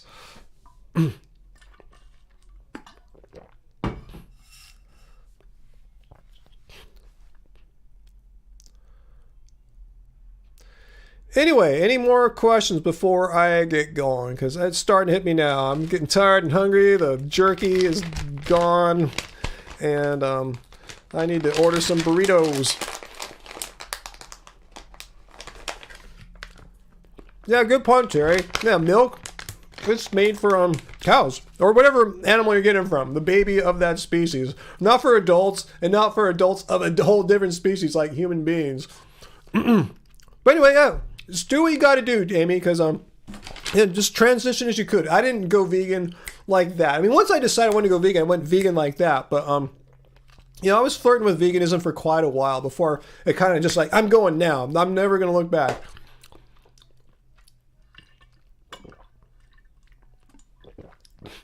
Really, personal pills. Give me an example. I'm not saying I doubt you, but it's just kind of rare. What other companies, vegan plant-based companies, bought out, and then the company that bought them made them not vegan? That's pretty rare. It's kind of weird. Yeah, just give me an example. I'm just kind of curious. Uncle, no, I don't make any jerky at home. I think we may have tried a couple times because we have a dehydrator. But no.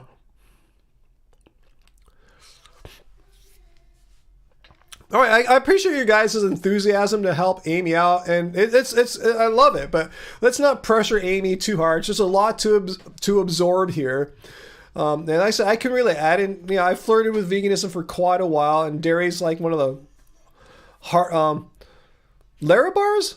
I remember.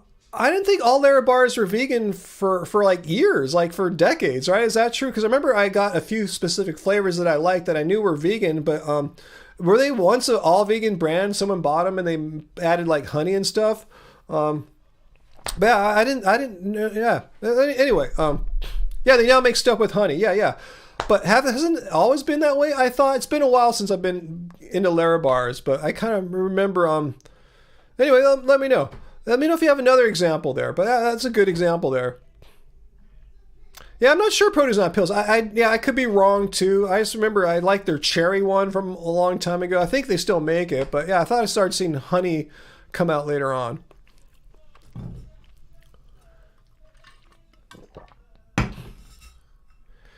Mark, you had family members get quite upset at you because you refuse to cook meat for them. Why would they expect a vegan who... Which means you're against, oops, wrong button there. Which means you're against animal cruelty and exploitation. Why would family members expect someone who's against animal cruelty and exploitation to cook dead meat for them? That's an unreasonable expectation. Like, do you guys know? You guys know I'm vegan, right? You know what that means? Yeah, you eat only plants. Yeah, but why? Why do I eat only plants? Because you want to be super healthy? No, it's because I'm against animal cruelty and exploitation. I find it morally wrong to harm, exploit, kill, slaughter animals. So I don't cook animals, you know, so you gotta point that out. They might not know what veganism is, so let them know that veganism is a stance against animal cruelty and exploitation. You don't participate in that. You're not going to cook meat for them. I mean, if you could let them cook in your house, I guess, if they need to. I suppose you could be that generous if you want to go that far. I'm not saying you have to, but it's unreasonable to expect you to cook meat in your place for them. That's just no, it does not compute, you know? Just no,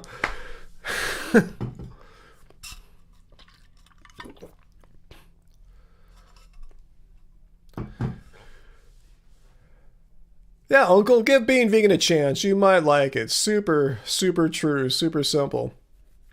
Yeah, Allison, a lot of people have a hard time understanding ethics, but I think a lot of people are just not aware of what veganism is. They don't understand it's an ethical thing. They just think, oh, he's just doing this vegan diet. You know, I saw Beyonce was doing it. She got really skinny, or Miley Cyrus did it. She got skinny. No, we're not doing that. You know, we're just trying to get skinny for a photo shoot or a concert tour. We're eating plants because, not of our bikini bots, because we're against animal cruelty.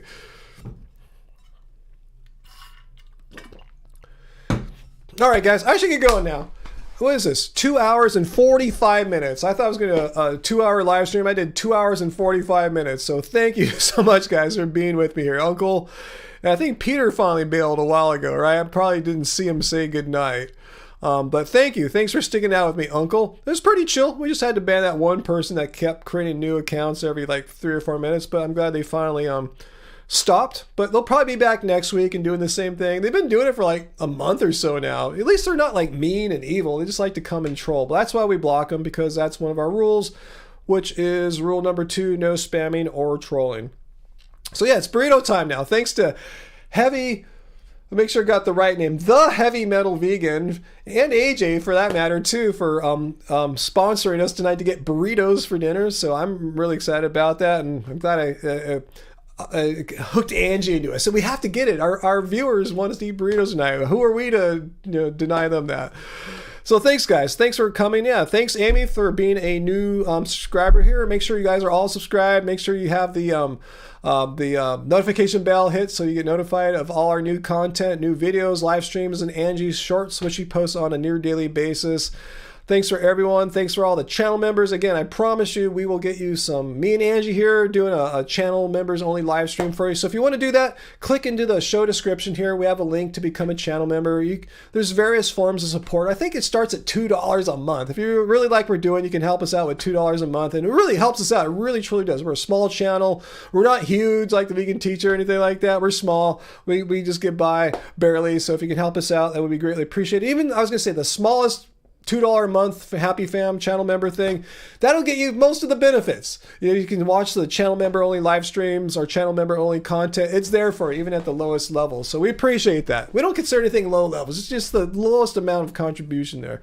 But you don't have to do that. We're still producing plenty of content for free, no membership required, as we've been doing since 2013. I can't believe it's 9 years, like in a month or two, 9 years here on YouTube. I had no idea I'd be sitting here in 2023 still making content, making live streams, which didn't even exist back then. So this is all cool.